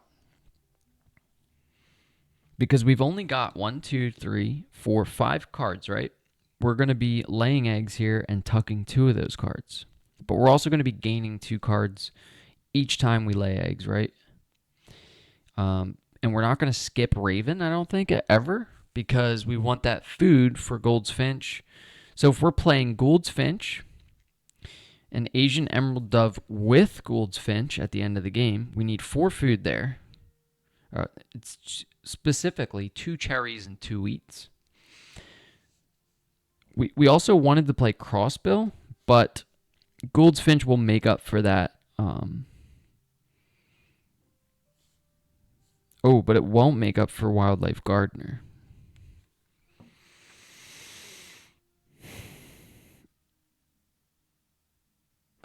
Yo. What are we going to do?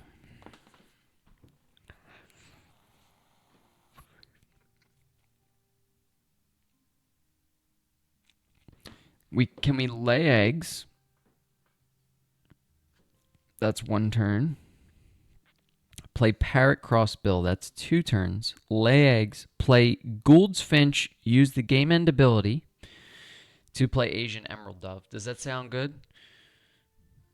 They would have to both be in the forest.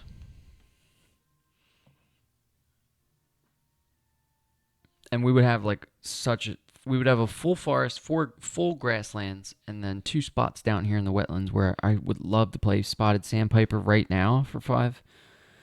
I just don't see how it helps. It doesn't help with Passerine. It doesn't help with Wildlife Gardener. It doesn't help with Large Bird Specialist. So I think that's tucking fodder. We'll put tucking fodder over here, and we'll put played birds over here. Now we're going to use this one to play this one, and this is going to give us a when played ability at the end of the game. I'm going to try it. I haven't really been too much into these game end abilities, but it would be nice to try them once, right? So we're going to lay eggs first, I think I said, right? So we lay 4 eggs.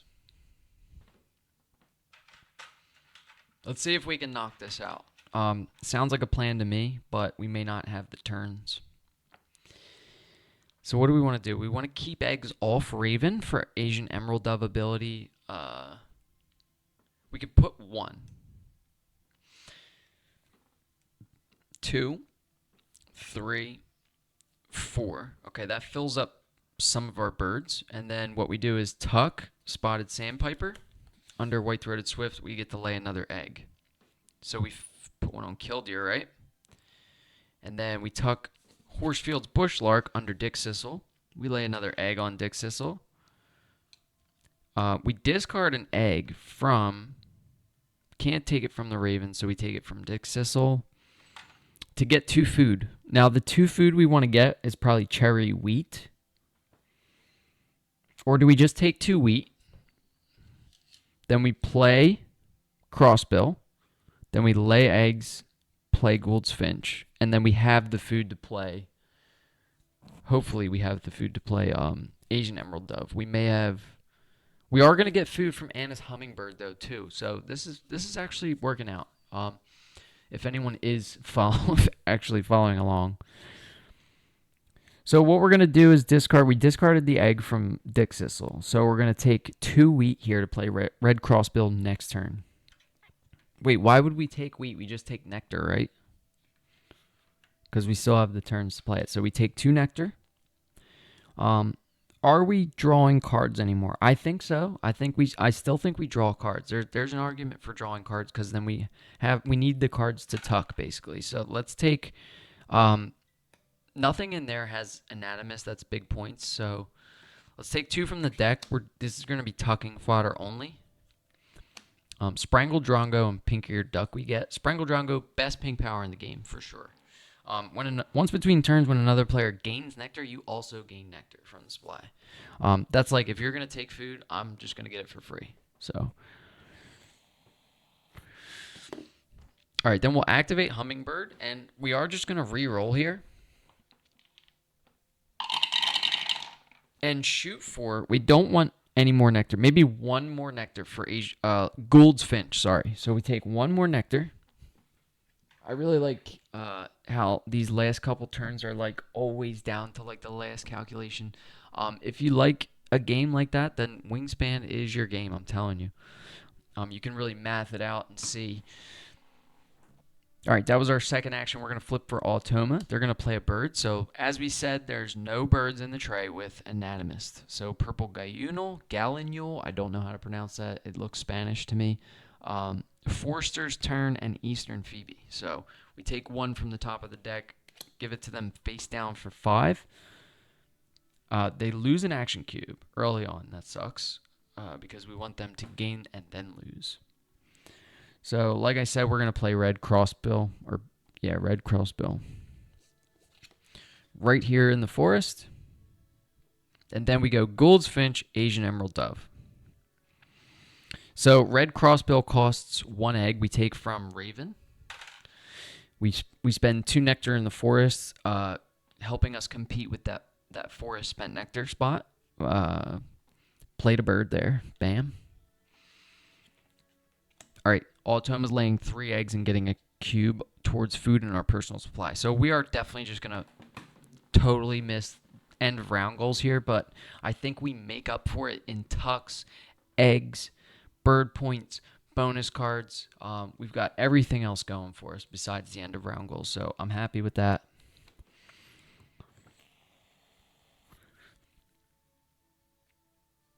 All right, we need to give them 3 eggs, and then we can take our next turn. And we're just playing Gould's Finch, right? So we drop Gould's Finch in the forest because there's no space in the grasslands. We could put it in the wetlands. Does that make any kind of difference? Because that can go in all 3 habitats. Let's see what the egg... Oh, if we put Gould's Finch here, then we put Asian Emerald Dove here. We lay 2 eggs on Dick Sissel. And 2 on Gould's Finch. That's big. Good thinking. Thanks for that play, Team Scotia. All right, so we're going to play a bird. 2 eggs. So let's just take from European Goldfinch. We'll spend a nectar in the wetlands. We're playing this bird in the wetlands. And we'll spend a nectar in the wetlands because that's where we need that spent nectar. That's where we're lacking. So we played a bird.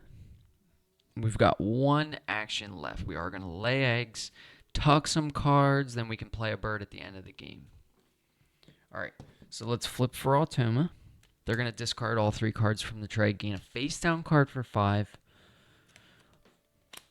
and lose that action cube they just gained. I love it. All right, let's put some new ones out. We don't give a shit what these are anymore. We've only got 1 turn left. But I will read them. We have Mallard, Pygmy, Nuthatch, and Rainbow Lorikeet.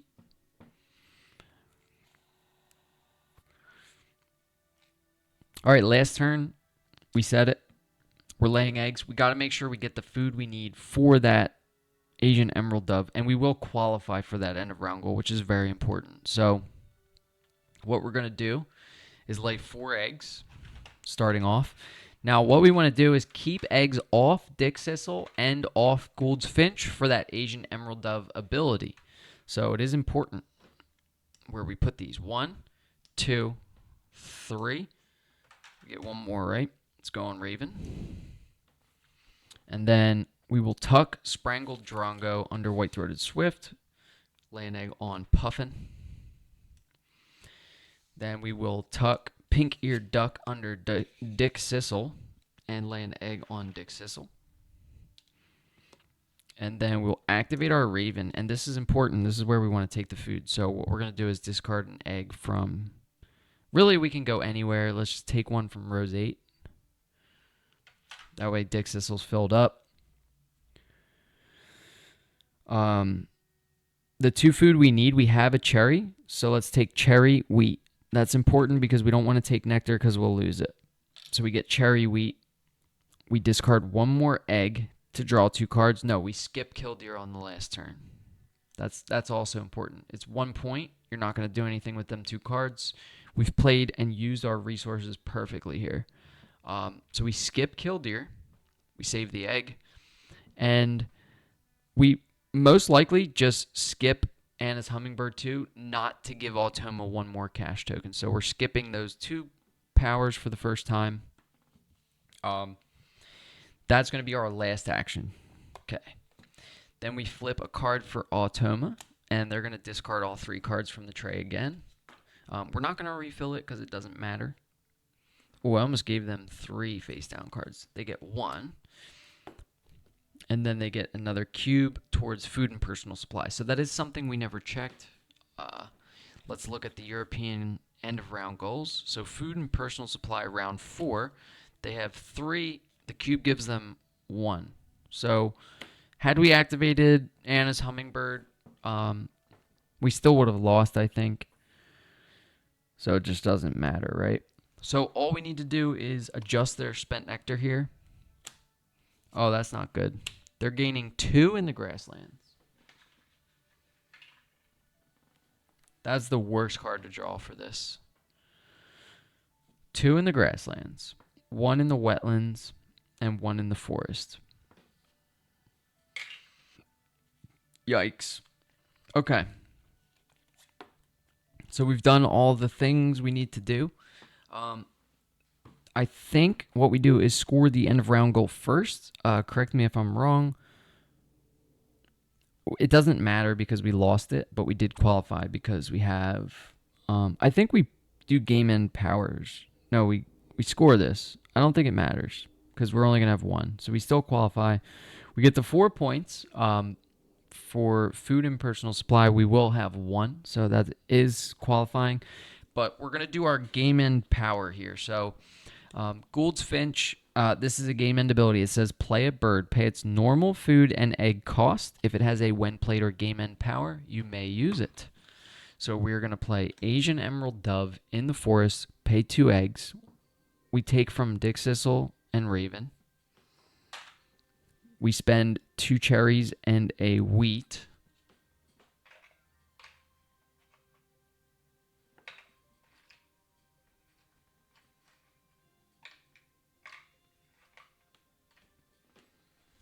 An Asian Emerald Dove says, when played, lay 2 eggs on each other bird in this column. So we lay 2 on Dick Sissel, 2 on Gould's Finch, and that's 4 points right there. 2. 2. What a game. I must say. This was one of the better ones.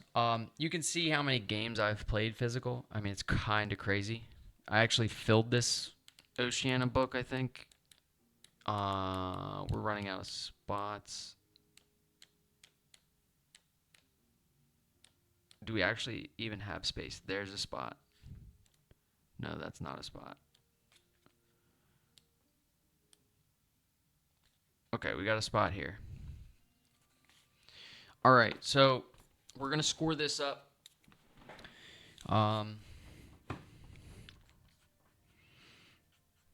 So the way you score against Automa, the first thing is you score is the points on your birds. Thanks for the tips. I've been taking some pointers. Yeah, man, no problem. I'll watch your next game and help you out. How about that? Gould's Finch, 3 points. So we have 8, 9, 10, 11, 17, 20, 6, 30, 5. So 35 right now. Plus 12 would be 42. Wait, whoa. 35 plus 12. We need the calculator for this. I think it's just 41. And then 47. And then 55. And 61. So we have 61 points just from our birds, which is actually really good, in my opinion. Then the next thing we score is our bonus cards. I think I'm going to try to get the platinum, all achievements too. Best of luck to you. It is very hard. You do get achievements, though, if I'm not mistaken, from playing like regular games. You don't have to get them playing online. So you can just constantly play games against AI opponents, and you still get the achievements, which is great. That's how I got most of mine. It's still fun to play in the tournament discords, though, so you should check that out. So we've got Wildlife Gardener. Birds with bowl nests. So did we hit that? I don't know. It looks like we did. We have red crossbill. That's a bowl nest. We need 4 for the minimum, right? So we have 1, 2, 3, and Puffin gives us 4. So we're good. We hit that. So we get 4 points from Wildlife Gardener. Large bird specialist. I was not paying attention to this. This was our very first bonus card, but we need 4 to 5 birds over 65 centimeters. So we have 1, 2, 3, 4. So we get it. So that's 7 points. Passerine, we need 4 to 5 birds 30 centimeters or less. 1, 2, 3, 4, 5. If we would have gotten one more, we would have hit that 6 for 6. But this was 7, 8, 9, 10 points from 3 bonus cards is not bad. So I'll take it. All right, next thing we score is end of round goals. We'll do me first. What color am I? Red. So we lost all of these, unfortunately. But at least we qualified, because if you don't qualify, you get 0. So we get 4, 7, 9, 10. 10 points from end of round goals. I'll take it. All right, next thing we score is eggs. So we did get a decent amount of eggs here. We have 2, 3, 4, 5, 6, 7, 8, 9, 10, 11, 12, 13, 14, 15, 16, 17, 18 eggs.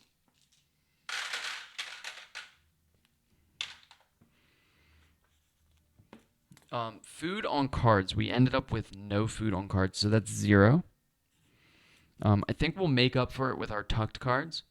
That's the next thing we score. Each tucked card is going to be worth 1 point. So we do have some tucks under both white-throated swift, dick sissel, and European goldfinch. So each one of these tucks is worth 1. 1, 2, 3, 4, 5, 6, 7, 8, 9, 10, 11, 12, 13 tucked cards. I'll take it. All right, and the last but not least thing we score is spent nectar. So we're going to get 5 points for majority and 2 points for second place. So in the forest, we'll count up our nectar. We have 3, 6, 7 spent nectar in the forest, and the Automa has 5. So we win forest, so that gives us 5. Grasslands is very close. We have 6 to their 5, so we win that too. That's very good. And we definitely lost the wetlands, so we get 2. So that would be a total of 12, because we get 5, 5, 2 is 12. All right, now we'll score Automa, our fake opponent. We're going to do their bird cards first. Now, this varies based on the difficulty you play on. And if you add the Audubon Society card, which we did, so it made it a little harder, but we were playing on max difficulty, so each face down card is going to be worth 5. So 1, 2, 3, 4, 5, 6, 7, 8, 9 times 5 is 45.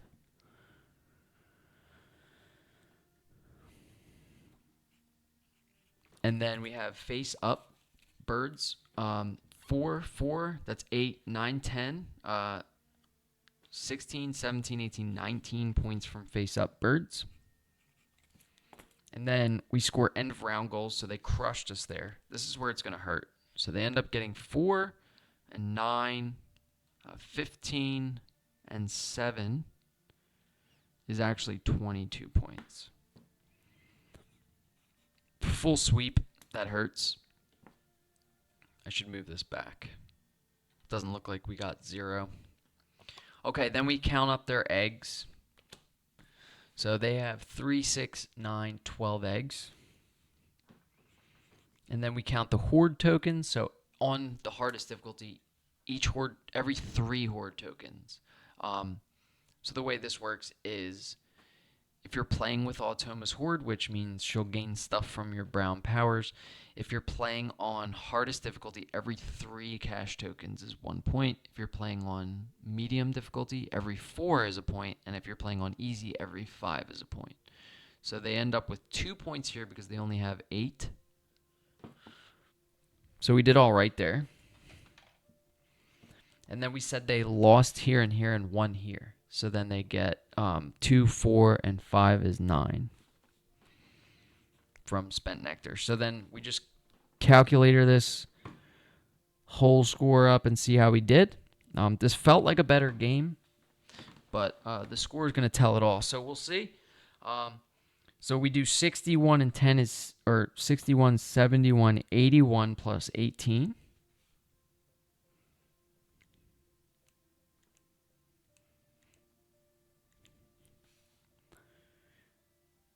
Plus 25. So we have 124 as our score. It's pretty decent. It's a decent score. Then we'll add up Automa real quick. So they have 45 plus 19.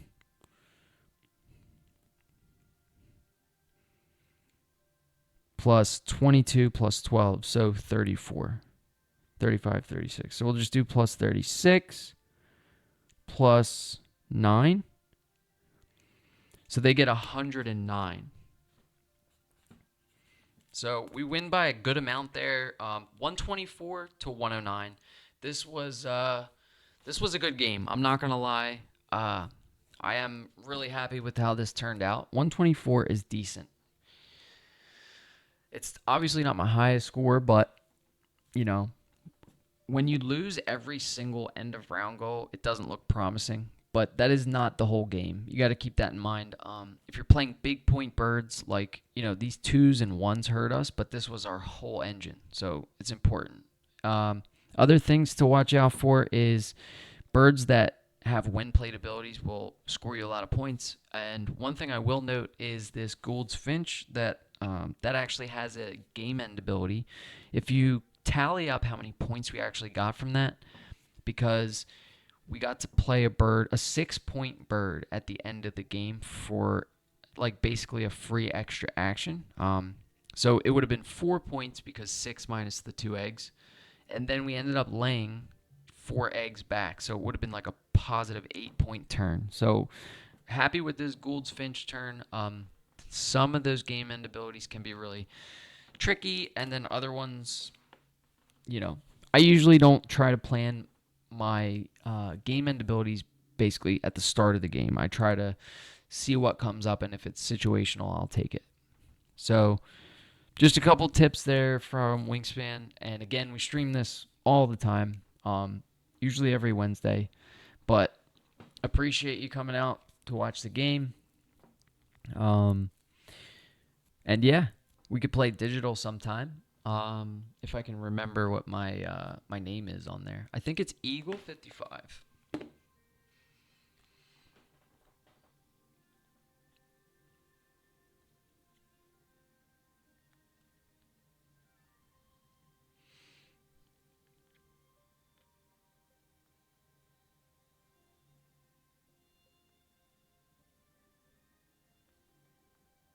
Is it crossplay?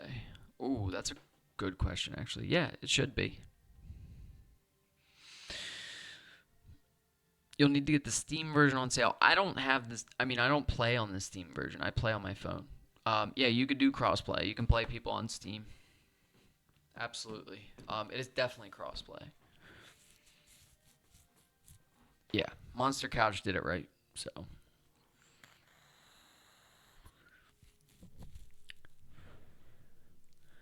yeah, this was a good game. Gotta love Wingspan. I think I'm gonna go back to the. I think tomorrow, if I have time, I will be playing another Final Girl. So we're gonna play Final Girl, whatever the next box is. We did Camp Happy Trails against Hans the Butcher. So I don't know what the next one is. It might be the Carnival one with the minions, or it could be Dr. Fright. But it's gonna be fun. Good stuff. So yeah, this was a good game. 124. I'll take the win. We are running out of space here. We have played a lot of games of Wingspan. This is how many pages we have left in the book that they give you in physical, and they give you one of these with each expansion. So I actually have like 5 of these, and I filled out like 3 of them. So kind of sad, but I love the game. Um, it's really good, and always happy to help new players and get other people interested in the game. That's what it's all about, right? Super fun.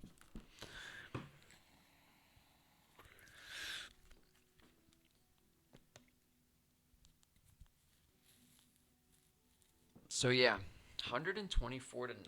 I can look at some of my old scores. I know Hopeless was saying that we had a pretty high score the one day. 132 is pretty good for physical. I don't know what my highest in digital would be. I'm seeing a lot of 120s, a lot of 90s and 100s. 131.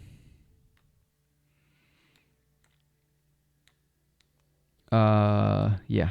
Those would have been older games though. 149 is a good score. I did see a 149. 149 to 123.